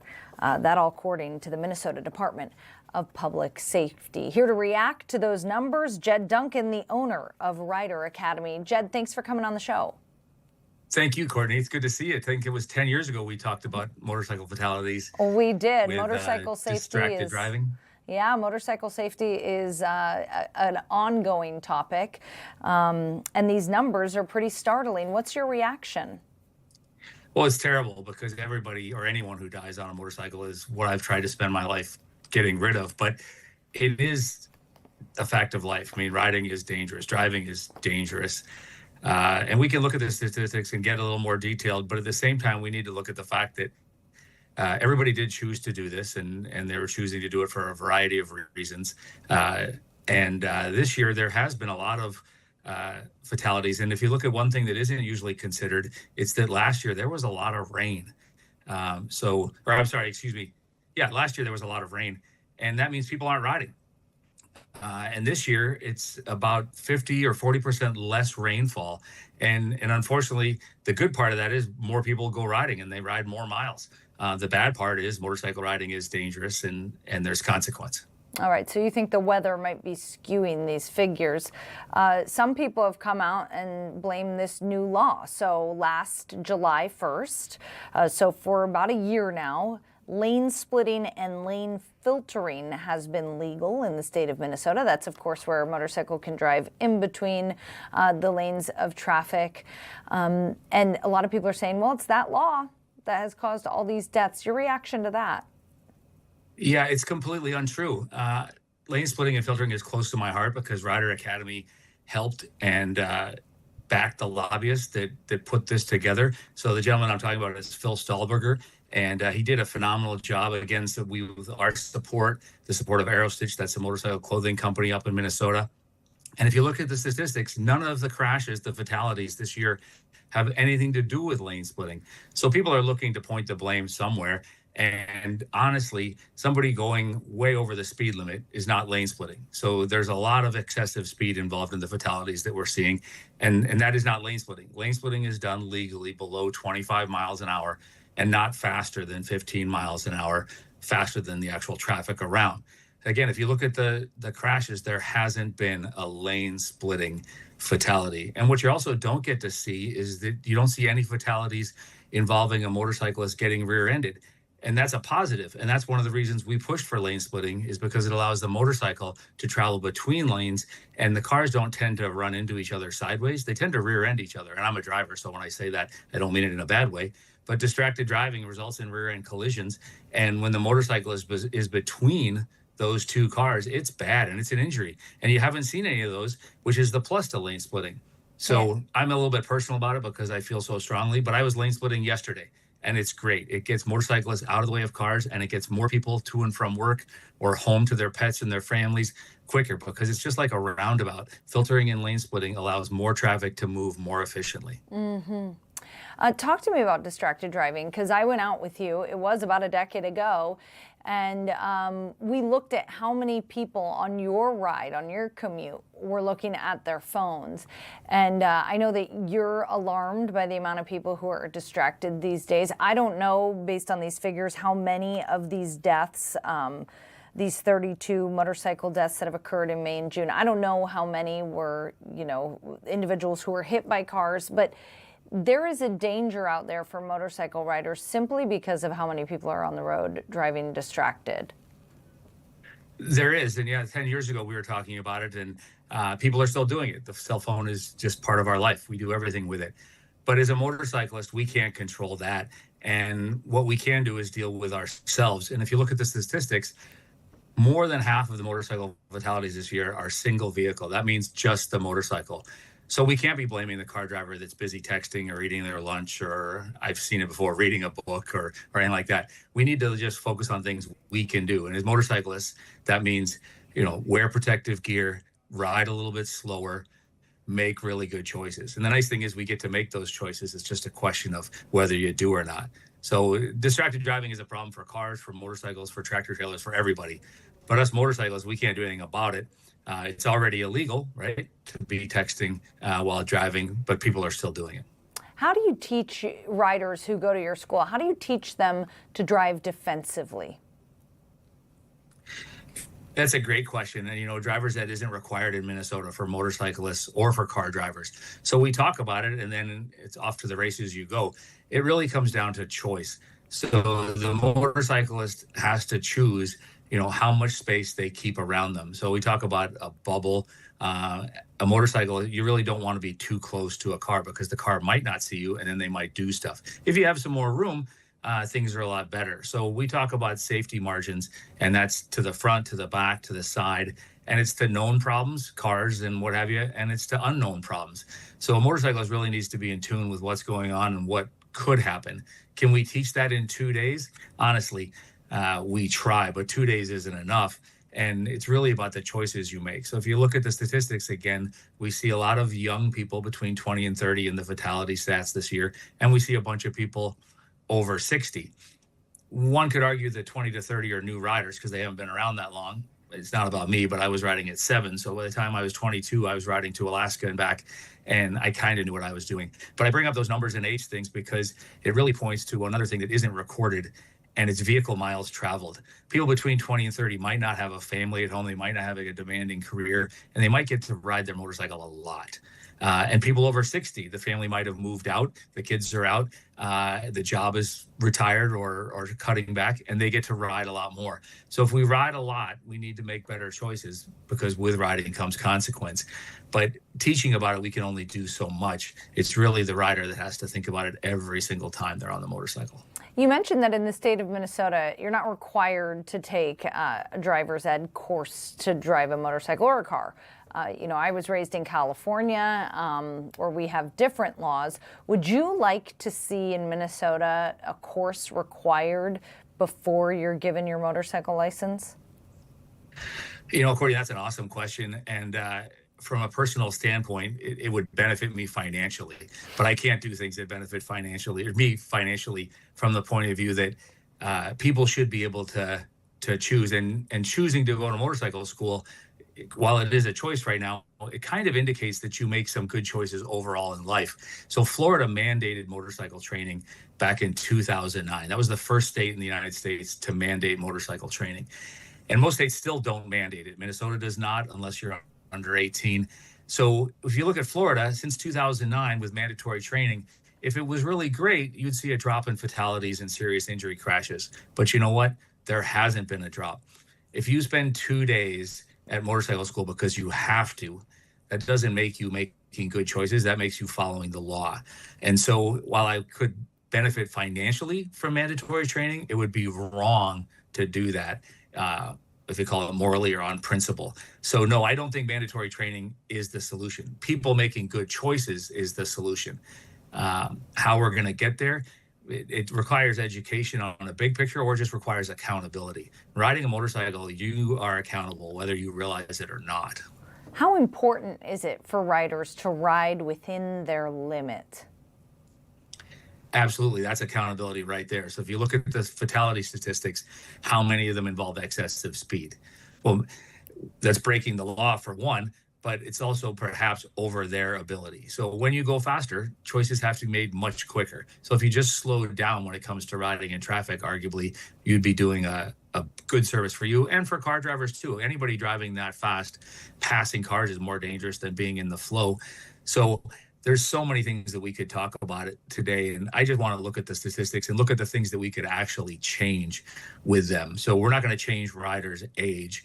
We are seeing younger people riding a lot when it comes to coming to school, but arguably that's because they didn't have a means to ride a motorcycle any other way. In my generation, you rode a motorcycle in the field behind your house. Now the population is much more urban. So when you look at all these numbers, you see that 50% of the fatalities about happen in metro areas and 50% happen in rural. Well, you could say then it doesn't matter where you ride. Well, I would say most of us, if we live in the metro, we go ride our motorcycles in the rural communities. So it'd be great if we could get into vehicle miles traveled, find out how many miles are being traveled by that individual rider or by all of us in general, and on what days and where we're going, and really drill down to the stats. Right now, the stats, they're meaningful, but you need to look at them through the right lens if you want to talk about correlation or causation. Maybe we're seeing a lot of young people in fatality crashes this year, but arguably they might be riding a lot more. Like I said, and the older people the same way, they might be riding more. They have less family responsibilities, less work responsibilities, and the 30 to 40-year-olds are busy with work and family. So mandatory training, unfortunately, it hasn't proven to work in the 6 states in the country that have it. Some people push for it because it financially benefits them. And me running Rider Academy, a motorcycle school that's been in business for 20 years, we would definitely see an uptick in demand. But again, quote unquote, morally or on principle, I can't push for more legislation or more laws trying to teach people to make good choices or be accountable. It just doesn't happen. Yeah, so I'd love to ask you what you think the key is to reducing these deaths after seeing this spike. But it sounds like you're saying you need a little more detail from these numbers. Well, if you want to touch on things that most politicians don't want to talk about, and we're blessed here in Minnesota. The politicians listen to Phil Stahlberger and me, Andy Goldfein from Aerostitch. We showed up, Scott Dibble, Julia Coleman, Senator Seeberger, the rights groups, they listened to us and we got lane splitting passed. But no politician wants to touch helmet laws. It's kind of like Social Security. You just don't talk about Social Security if you want to get reelected. And, wearing a helmet is another choice type thing. So I'm not pushing for helmet law legislation. But if you look at the fatality statistics, a lot of people that are dead weren't wearing a helmet. I personally wear a helmet, but I don't wear it because I'm going to crash and I don't want to die. I wear a helmet because it's warmer inside the helmet in March and April and October. And I wear the helmet because it's drier inside that helmet, April and May and March, and it's a little quieter in there. So it allows me to focus. That's where I get to, if we could do a better job with community education and talk about why you do things so that the person makes the choice on their own. Alcohol is a great one. We're not going to ban alcohol. It generates a lot of business in the community. People do it, and we tried that constitutionally way back when with prohibition. It just doesn't fly. But alcohol and motorcycles don't mix well. And we've seen it over and over again in the fatality stats. And then we see it in cars that unfortunately violate right away and kill motorcycles. We need to not ban alcohol. No one's going to propose that. We need to get people, the population in general, making better choices around alcohol in cars and alcohol in motorcycles. So I'm not really providing an answer for you, Courtney. I apologize, but there's so many elements to it, and it really comes down to each rider, each time getting on the motorcycle, and how fast are you going to go? What are you going to wear? How much did you drink? How much did you rest or sleep last night? There's so many things involved. I love riding a motorcycle. This is my 50th year doing it. I do it for work. I do it for fun. In a couple hours, I'll be talking to tour participants. I'm taking them to ride across Morocco, which is just a whole nother community experience. You get some culture and you get what have you. And you know what? There's no laws, and there's donkeys and there's goats and the roads are terrible, but it's awesome. And I'm taking people to do it because it opens up doors, and motorcycling is awesome. It's great for traffic commuting. It gets you to work sooner. It saves some roadway and some fuel. And honestly, I think you're in a better mood after you ride a motorcycle. So you're a better, partner, parent, employee, whatever. I'm pushing motorcycling here, but everything has the consequence, and motorcycling has that too. So, you've dealt with injury and what have you, and consequence, and you just need to wake up the next day, and you're amazing to be doing what you're doing. And motorcyclists, bad stuff happens, but what we don't hear about is the good stuff. The people that rode, the business, the hotels that got business, the motorcycle dealerships that got business, the gas savings from everybody riding motorcycle instead of driving their car, or the roadway savings from it. If we looked at this on the whole, motorcycling, sure, it's dangerous, but we're not going to get rid of it or what have you. And people just need to make good choices, make better choices each day. Yeah, well said. Jed Duncan, the owner of Rider Academy, thanks for joining the show. Thank you, Courtney. Good to see you. I hope it's not 10 years before the next time. No, you're on the list now, so we're going to have you back here on All Day whenever we have a motorcycle story. Yeah. Uh-oh. You're the expert. We won't try and nail you down on the helmet law, though. We know that's very controversial. All right. Jed Duncan, owner of Rider Academy, responding to these startling statistics that 32 motorcycle riders have died so far in May and June. That is compared to 14 fatalities the same time last year. Startling numbers there. All right, switching gears. It sounds like we've got our meteorologist, Erica Mrazek, on the line. And man, do we have a lot to talk about, Erica, because it is about to get hot again. Hey, Courtney, we do. It's going to get hot, and also it could even get a little stormy for some. That's not for everybody, but something I want to definitely talk about today because there are some watches out. So there was a warning too, but that expired. Overall, you have your wind coming from the south, so that's bringing in a lot of hot air, and it's going to start to get more humid into the weekend.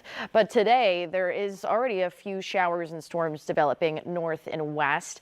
Already reports of some very small hail up in the Roseau County area, and this is moving towards the east-southeast at the moment, kind of south of a low-pressure center way up in Canada. So already tornado watch out for northwestern Minnesota. There could perhaps be isolated tornadoes as well as hail, wind. So this weather maker is going to push through over the next few hours. I'll get to that more with your headlines. But at the moment, though, I want to talk about the alerts that are up right now. So today, temperatures are around seasonable. Dew points are starting to get slightly warmer. But then by tomorrow, the temperatures are going to be hot again. So another heat wave begins Saturday, and it's going to be especially hot through the entire weekend. So there is an extreme heat warning out for the central and southern part of Minnesota, extreme heat watch out for places east, and that includes western Wisconsin, and then also a heat advisory for those located further west. So overall, it's looking like around the metro region and places south, that could be even the hottest spots with temperatures that could feel like over 100 degrees with the heat index value. So that's when you combine the heat and the humidity. With the air temperatures, that'll be in the 90s, but it's when you get that mugginess in there that it really starts to feel warm. But the good news is, I'll skip ahead a little bit, by the time you get to Monday, Tuesday, Wednesday, the dew points will be slightly lower. So those alerts are only for the weekend. At the moment, highs so far have reached the 80s and 70s, 79 here in the Twin Cities, popping up to 82 in St. Cloud, Detroit Lakes is some of the warmest spots. 81 for Red Wing, New Ulm, Morris, and 70s pretty much elsewhere, except for a few 60s in the Arrowhead region. And then at the moment, matching those high temperatures still because we're in the midst of the afternoon, but it is a little bit cloudy, so that's keeping temperatures down a degree or two than if it were sunnier. Breeze from the south, it's a little bit gusty at times of about 20 miles an hour possible throughout your day. Then the wind quiets down into your weekend. Now, definitely stay sky aware throughout the afternoon and evening, mostly for our friends up north. So there's a level 2 out of 5 risk for severe weather for those located north and west, and then a level 1 out of 5 risk stretches down towards the Brainerd Lakes area, but it does not reach the metro. And this is for late today. So around dinner time, these are going to start to continue to move eastward and push through. And then by the time you get to sunset, they start to break apart a little bit, lose some energy, and then after midnight they're basically almost all gone, and that severe threat is going to be ending once you lose that daylight. But overall, for places north of Mille Lacs, definitely be paying attention for any alerts that may pop up, any warnings that we could get throughout the rest of today. But after that, starts to be a bit of a quieter pattern. There's still the risk for a few rumbles on a Saturday, perhaps a few on Sunday too, mostly afternoon, evening time frames for those. So it is just a weekend where there's some hit and miss showers and storms. But the big story though for everyone is the heat. So the next heat wave starts tomorrow, and it could continue for the rest of the 7-day forecast, because I am looking at high temperatures in the 90s again for Saturday, Sunday, Monday, Tuesday, Wednesday, all the way into about your next week, Courtney. So definitely going to be a time you want to go to the pool as long as it's not storming in your area. Oh, I'll be near the water, Erica. Don't you doubt that. On your boat. Lake, pool, garden hose. Slip and slide. Whatever I can find. Yeah, exactly. Or the air conditioning is pretty nice too. Yeah, that as well. All right. Thanks, Erica. Thanks. All right. We're going to take a quick break. We'll be back after this.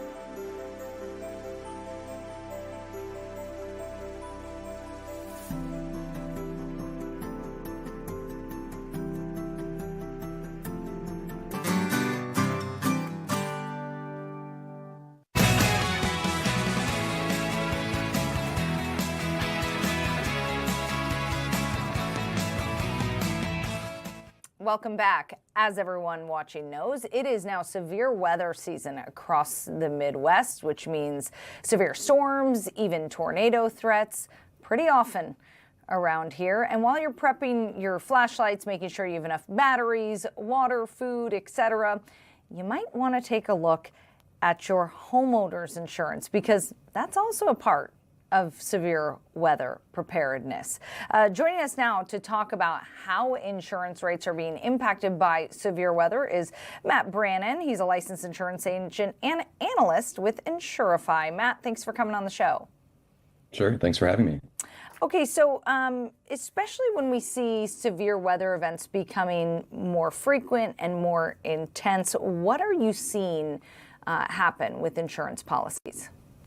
Yeah, so severe storms are playing a bigger role in home insurance, and Insurify's data tells us that storms are a big part of why Minnesota home insurance costs have gone up so much in the recent years, 3 times faster than the national average.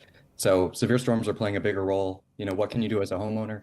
The biggest mistake is assuming that just having home insurance coverage means you're totally set, because it often depends on what caused the damage to your home. So there are a lot of things to consider when getting ready for storm season in Minnesota. What types of damage are driving insurance claims right now? What are you seeing the most of? Yeah. Well, in 2024, which is the most recent year we have data for, Minnesota, the top peril in the state for home insurance losses was actually hail. And hail is something that has led to big increases in insurance prices in recent years, especially in the Midwest. For a long time, we've often thought of home insurance as being nationally about hurricanes and wildfires and these events, but severe storms are really driving costs, especially in the middle of the country. Heavy rains as well. Home insurance often doesn't cover flood damage, so it's something that homeowners need to consider when getting ready for storm season. Are you seeing more expensive claims than you have in the past, and why? In general, over the past couple of years, we have seen the cost of claims go up just because homes are now more expensive to replace. For example, before the pandemic, if you took the typical home, it's now 42% more expensive to rebuild that home just based on the cost of materials. And when that cost of replacing a home goes up, it means the insurer's potential risk of paying out a big claim in terms of damage goes up. So oftentimes they will respond to that higher replacement cost by raising premiums on homeowners or pulling back coverage a little bit, requiring separate deductibles for hail and wind, which is something we've seen more recently.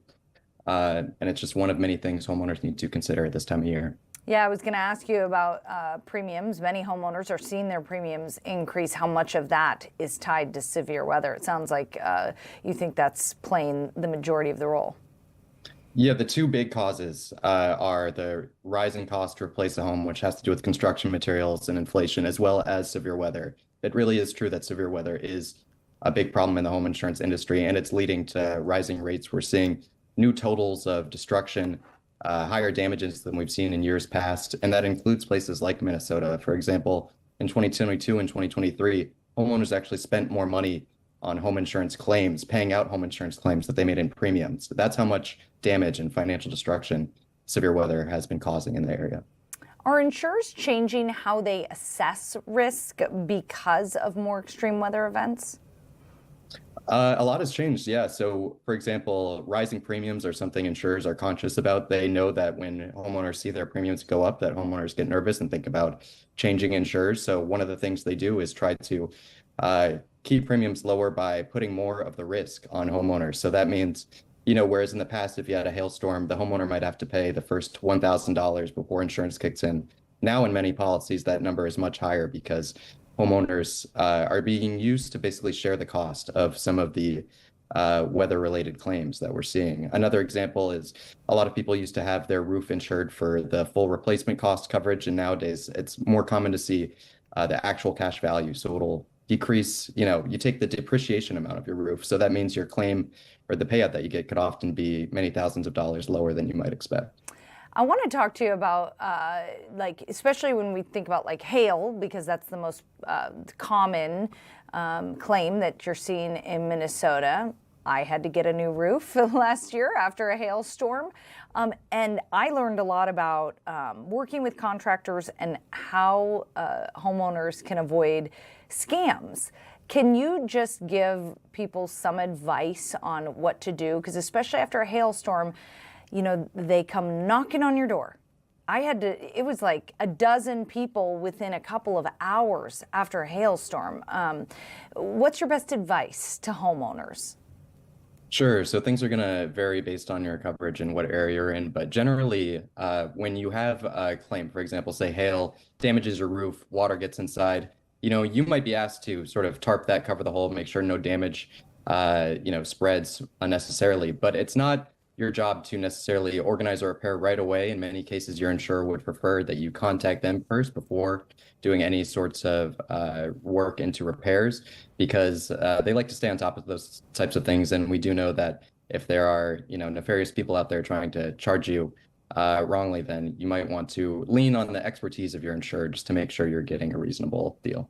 And what I learned is never sign a contract with one of these companies before you have all the details. So know what you're signing. That's a big piece of advice.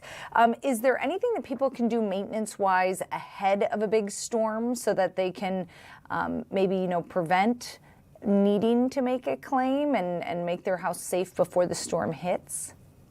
Absolutely. Prevention is worth a lot more than trying to deal with the problem after the fact. So I would start by, trimming branches around the property because those can fall and land on the roof, securing outdoor furniture. Also just checking the roof, siding, walls, doors, those types of things for damage, because a little bit of damage can actually turn into a big problem when heavy winds and rain come into effect and can sort of exacerbate the issue there. It's also helpful to, ahead of time, take photographs or a video walkthrough of your property. So that way, if your property is damaged in a storm, you know what items were around and you can prove that they were in good condition in the event that you need to file a claim. And lastly, I would say, don't wait until you're dealing with storm fallout to really consider your home insurance policy. Many websites like Insurify allow people to compare rates among different home insurance companies so you can see what you're paying and whether you're getting a good deal on that or not. So take advantage of websites like Insurify and others that allow you to sort of make sure you're not overpaying when it comes time to renew your home insurance. Are there upgrades that you can do to storm-proof or, make your home more storm resistant? And can those sometimes result in a lower premium if you put those things in? Yeah, so there are many states now that are trying to deal with the rising cost of insurance. And one of the ways they're doing this is they might require insurers to provide a discount if a homeowner upgrades the roof to something that's more wind resistant or hail resistant. This varies by state. Minnesota is also looking at a grant option that would allow people to apply for a program where they can get a $10,000 grant or an amount roughly along those lines to improve the quality of the roof, to make it more storm resistant, because there is evidence that more storm resistant roofs have led to lower premiums and prevented more damage than would be otherwise found in a home that was hit by a big storm. Especially in places like California. I'm originally from California. I know people have been impacted by wildfires. Insurance companies have dropped policyholders or declined to renew their policies because of increased risk. Can you just walk me through that? I mean, how is that legal, that they can just say, we're not going to cover you anymore because where you live gets a lot of wildfires? So yeah, there are, this is something that happens sometimes when insurers feel like a property is simply too risky to cover because, for example, they have the data that shows them, what to expect in terms of a possible loss or in the event of a disaster around a property. And they might see that, okay, in order, maybe you have $1 million home, a very expensive home, for example, and it's in an area where it seems very likely to be severely damaged by weather. An insurer is going to look at that and say, well, if we charged, the premiums that would make it reasonable for us to provide coverage for this place, they would probably have to be very, very high, and they might not be, accepted or approved, and it might not amount to anything anyway. So luckily, there are many different insurance companies and consumers have some options in the ones they can turn to, but it definitely is a little bit jarring when you find out that your home insurance company will no longer be covering you. Fortunately, there are laws that they have to inform people typically a few months ahead of time if they plan on dropping somebody, and typically not right in the event of a big storm. So it is something that consumers need to watch out for. It helps when there are a lot of different companies providing home insurance in your state, because that just means there's a little bit less of a chance of you having to go without coverage. Yeah, unfortunately for states like California, insurance companies continue to leave that state. So what should consumers know? I know we're not in California, but there are states where, you buy a home and there's one insurance company that's available to you. What should consumers know before buying a home as far as availability of policies? Yeah, there are resources out there that will allow you to get a sense of, whether this is an area that's in high coverage or low coverage, or how you can deal with it. Websites like Insurify will allow you to put in your information. You can sort of see what insurers in your area might be interested in covering your policy. You can get a quote and see how much they would charge for that, roughly depending on the, condition of your home. So there are options for consumers, even though home insurance can often be so intimidating, and it is one of the bigger expenses that people pay annually. So even though it is expensive, the coverage is often worth it, because you don't want to risk, going without it and then having to pay a very, very large amount of money and being out of your home. So what would have to happen before Minnesota homeowners started seeing the same kinds of non-renewals that we've seen in California? I mean, is hail becoming Minnesota's version of California wildfires from an insurance standpoint? Anecdotally, we haven't seen, I guess I haven't seen, the same level of coverage around insurers exiting Minnesota as I have in other states. But it is something to keep an eye on. There's not a whole lot that homeowners generally are going to be able to do to react to this. It's more of something that happens at the regulatory level and political level. Every state regulates insurance differently, because in theory, people in Minnesota have a better idea of the threats that are facing Minnesota than people in Washington would. So it's something that a lot of politicians are looking into right now, and especially with midterm elections coming up later in the year, there are a lot of insurance-relevant elections. Insurance commissioners or governors who get to appoint insurance commissioners who are going to be on the ballot. So there will be more discussion around this probably in the coming months. Yeah, and in California, government officials have had to step in. So a very interesting conversation, great advice. Matt Brannon from Insurify, thanks for joining us. Thanks a bunch. All right, we're going to take a quick break. We'll be back after this.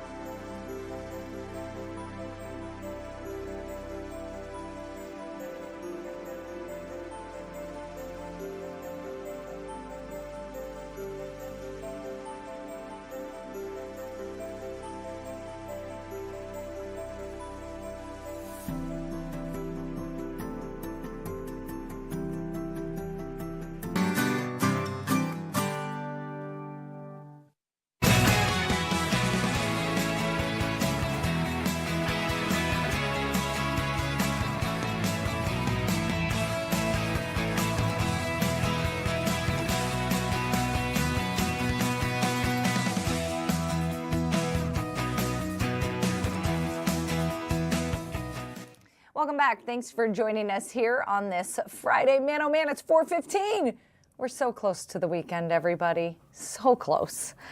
A woman who directed a racial slur at a black child at a Rochester park last year has been found guilty on one count of disorderly conduct. Prosecutors say Shiloh Hendricks used the slur during a playground confrontation that went viral last April.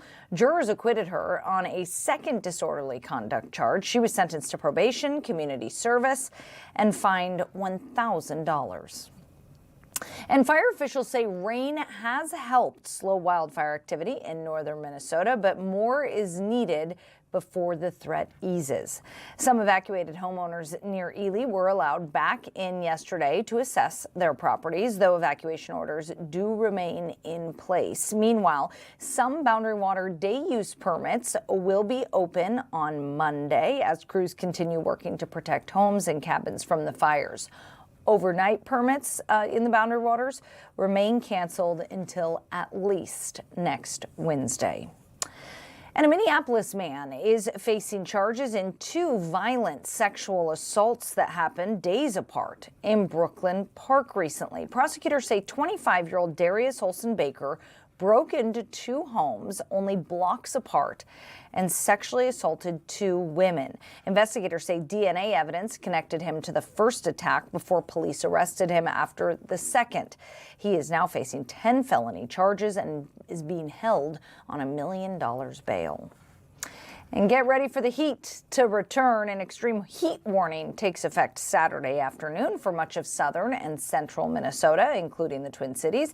High temperatures will climb into the 90s with the heat index getting into the hundreds. Here we go again. Forecasters urge people to stay hydrated, of course, limit time outdoors, and check on vulnerable neighbors. Other big news today, Grace Henry, LeBron is going to the 76ers in an $8 million deal. Wowzer. Yep. I mean, you know, I came out of retirement in my old age, and I wasn't making $8 million. You know, I don't know how I feel about this. I'm upset about it because I really wish he was coming here because our show would have just written itself today. Like we could have just talked about LeBron for 3 hours. Oh my goodness, yeah. And everyone's a little bit surprised. Well, I really thought he was going to want to end his career in Cleveland or with the Heat. I didn't expect the 76ers. That's just... Yes. It was kind of out of nowhere. I don't know. But honestly, do you want to know my first thought? I would love. I don't know what's wrong with the super. There's random numbers in there. That's supposed to say 76ers. I'm going to take it down.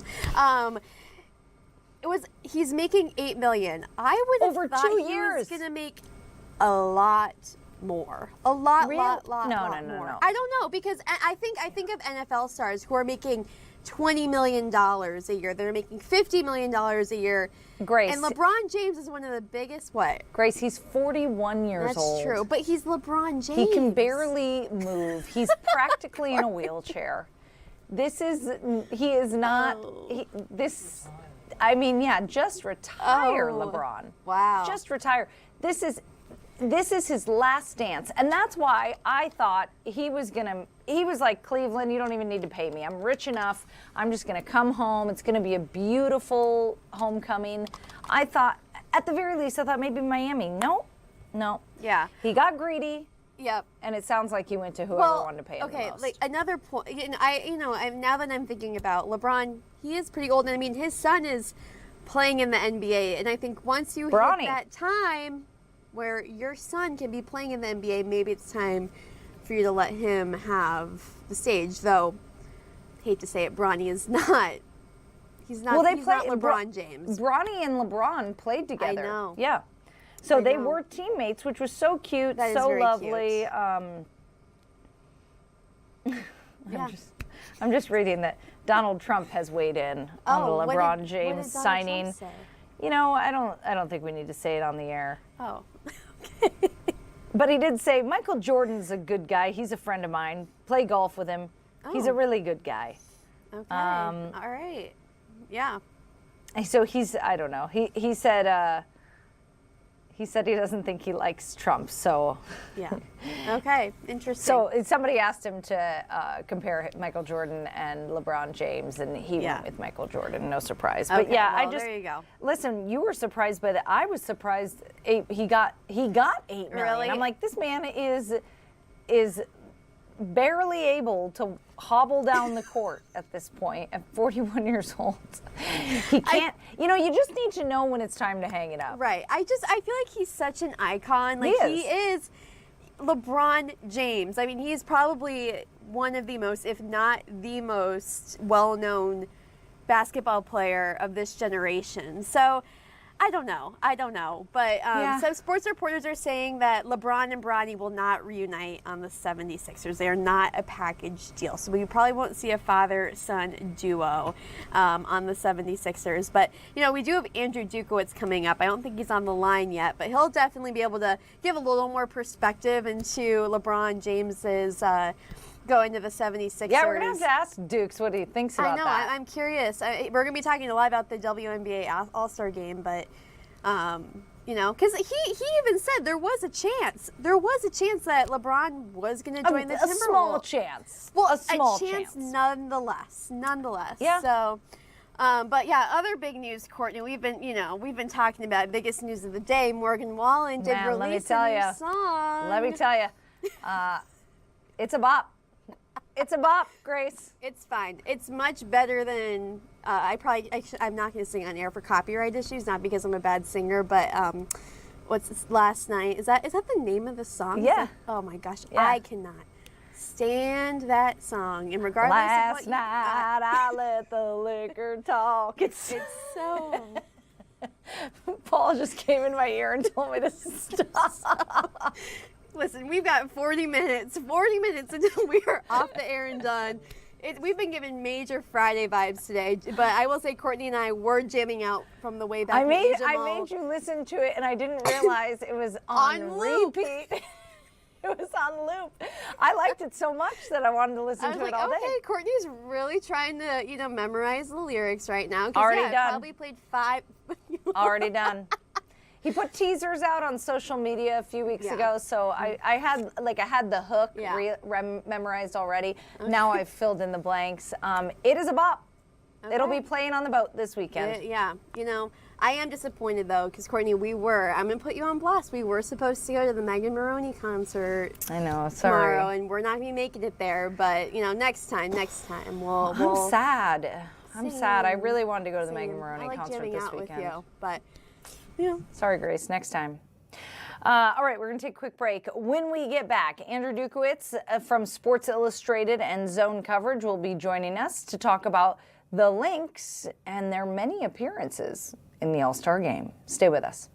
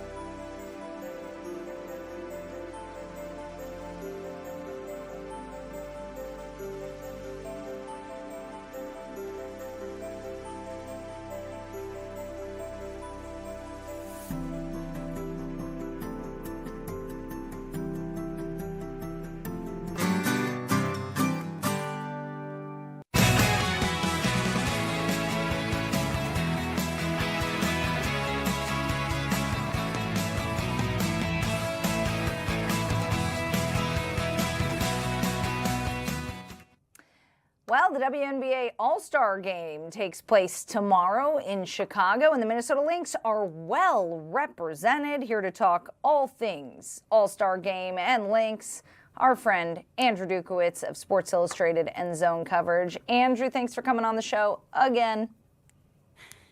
Yeah, thanks for having me. Happy to be here. We love having you, and I love that I can just text you and say, Andrew, we need you, and you're like, yep, I got you. Because I know that you have another job besides reporting on the Lynx and the Wolves, so I appreciate it. I mean, this is hardly work. We talk about basketball. You know what I mean? It's fun. True, true. And you're way more of an expert than I am, so I always learn something from you. Okay, so this weekend, we've got several in the All-Star game. Olivia Miles is the only rookie to be in the All-Star game this year. I mean, hello. Can this woman gain any more accolades? It's insane at this point.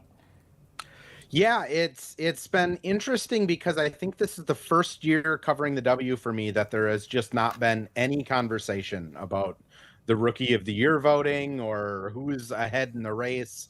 It's just kind of a non-starter because Olivia Miles has pretty much broken every record already at this point. I would assume she's going to just continue to do that. Natasha Howard, she was named a starter alongside Olivia Miles. What are you expecting from those two as they enter the starting lineup? Yeah, it's going to be a lot of fun. Cheryl Reeve is their coach. So Olivia Miles and Courtney Williams are on one side of the ball being coached by Cheryl. On the other side, it'll be Natasha Howard being represented. I think it's the Aces Becky Hammond who's coaching that team. And it's just going to be a ton of fun. I think Cheryl said it before they flew down there that Olivia is going to love all-star coach Cheryl Reeve, where they don't care about turnovers or her flashy play. So I really think, you know, Liv is going to have a ton of fun. The assist record is 14.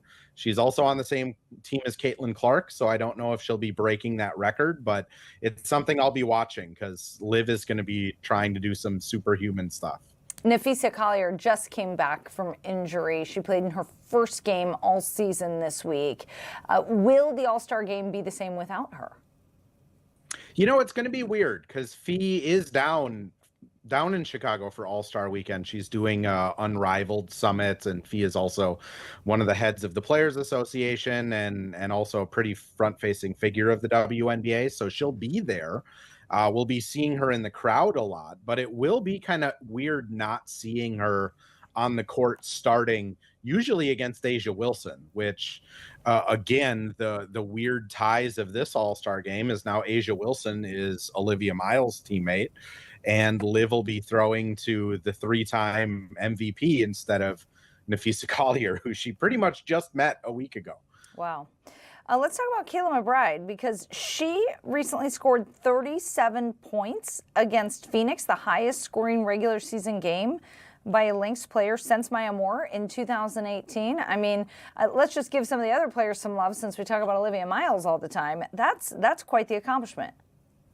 Yeah, she has also been breaking a lot of second place records. Maya Moore obviously holds kind of a stranglehold on most of the first place records, but K-Mac has the second longest streak of 20-point games. I believe it's at 8 now.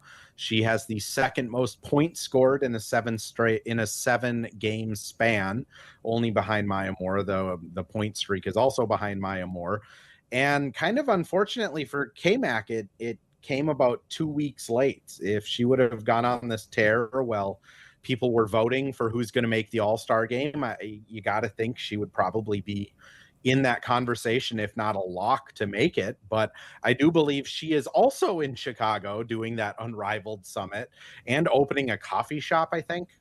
Okay. Weird side quest for K-Mac, but there's a lot of links in Chicago for this weekend. I think they're at like 5 or 6 now.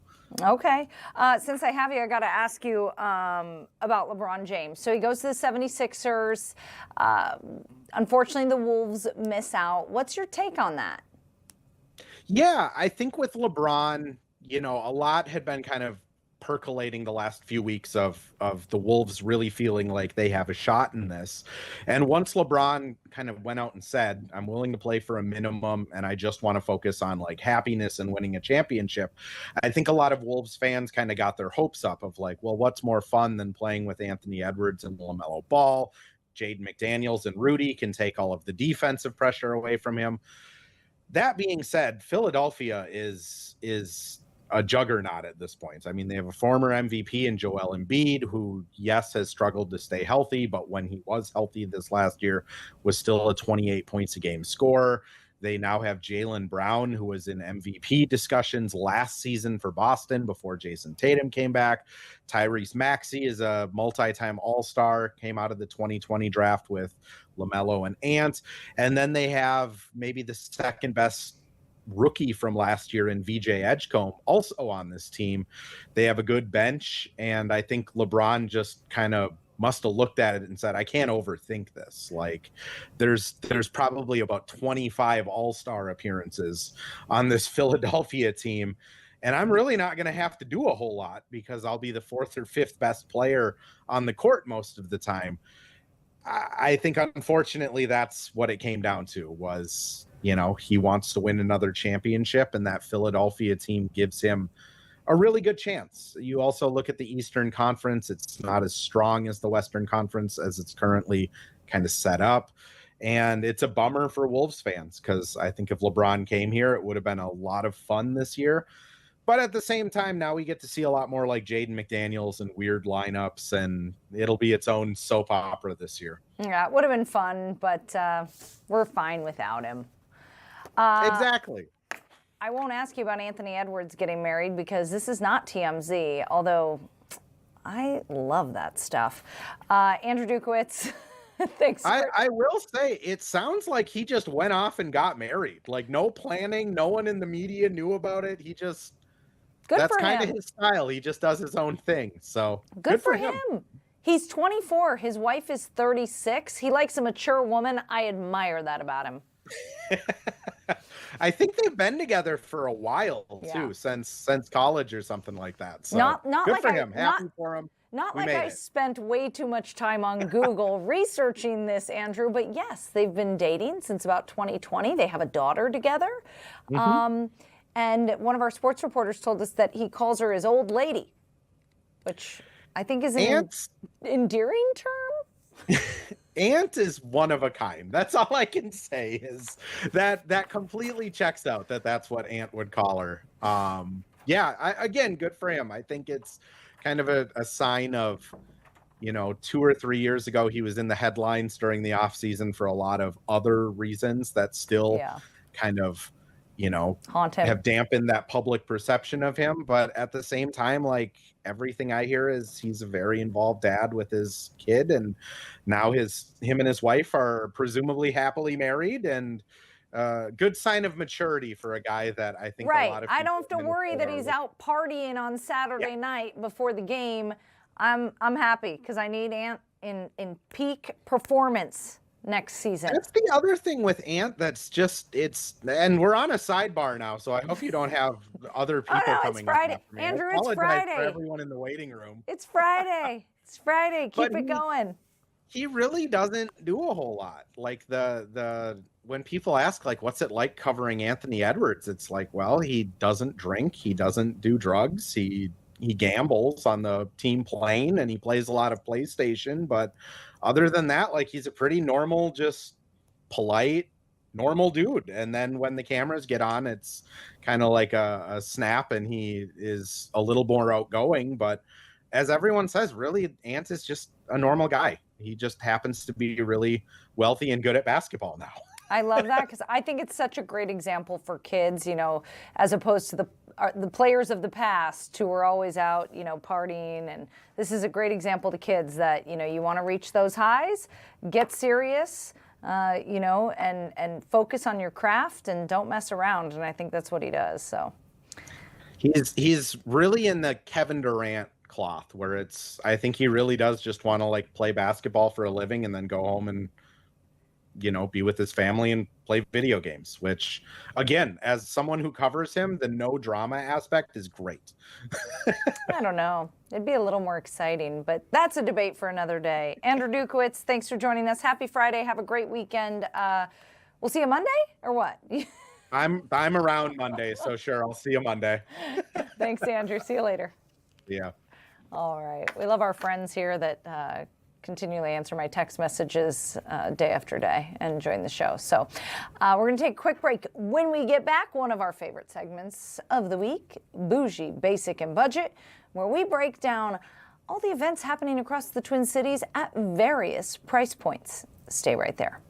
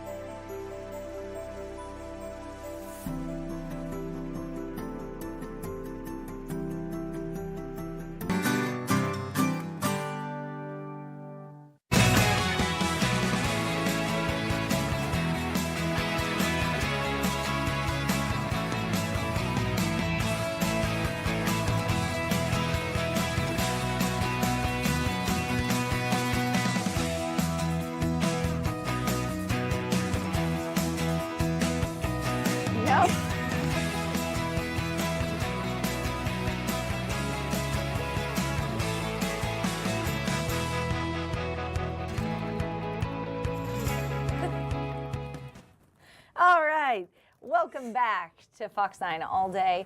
This is the part of the week where we get to look at what's happening across the Twin Cities this weekend, and we do it for varying budgets in a segment we like to call Bougie Basic Budget.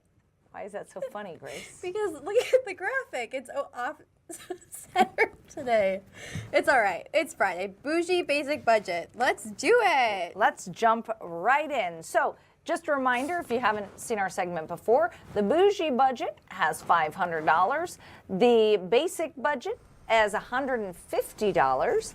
And the budget, no. Yeah, Your the budget budget has 50 has bucks. 50. That's what I got to spend. I got given the budget. I'm back for a week and they're like, you get That budget. was all Courtney, Paul. That was all Courtney. Well, we know you've got a child now. You got a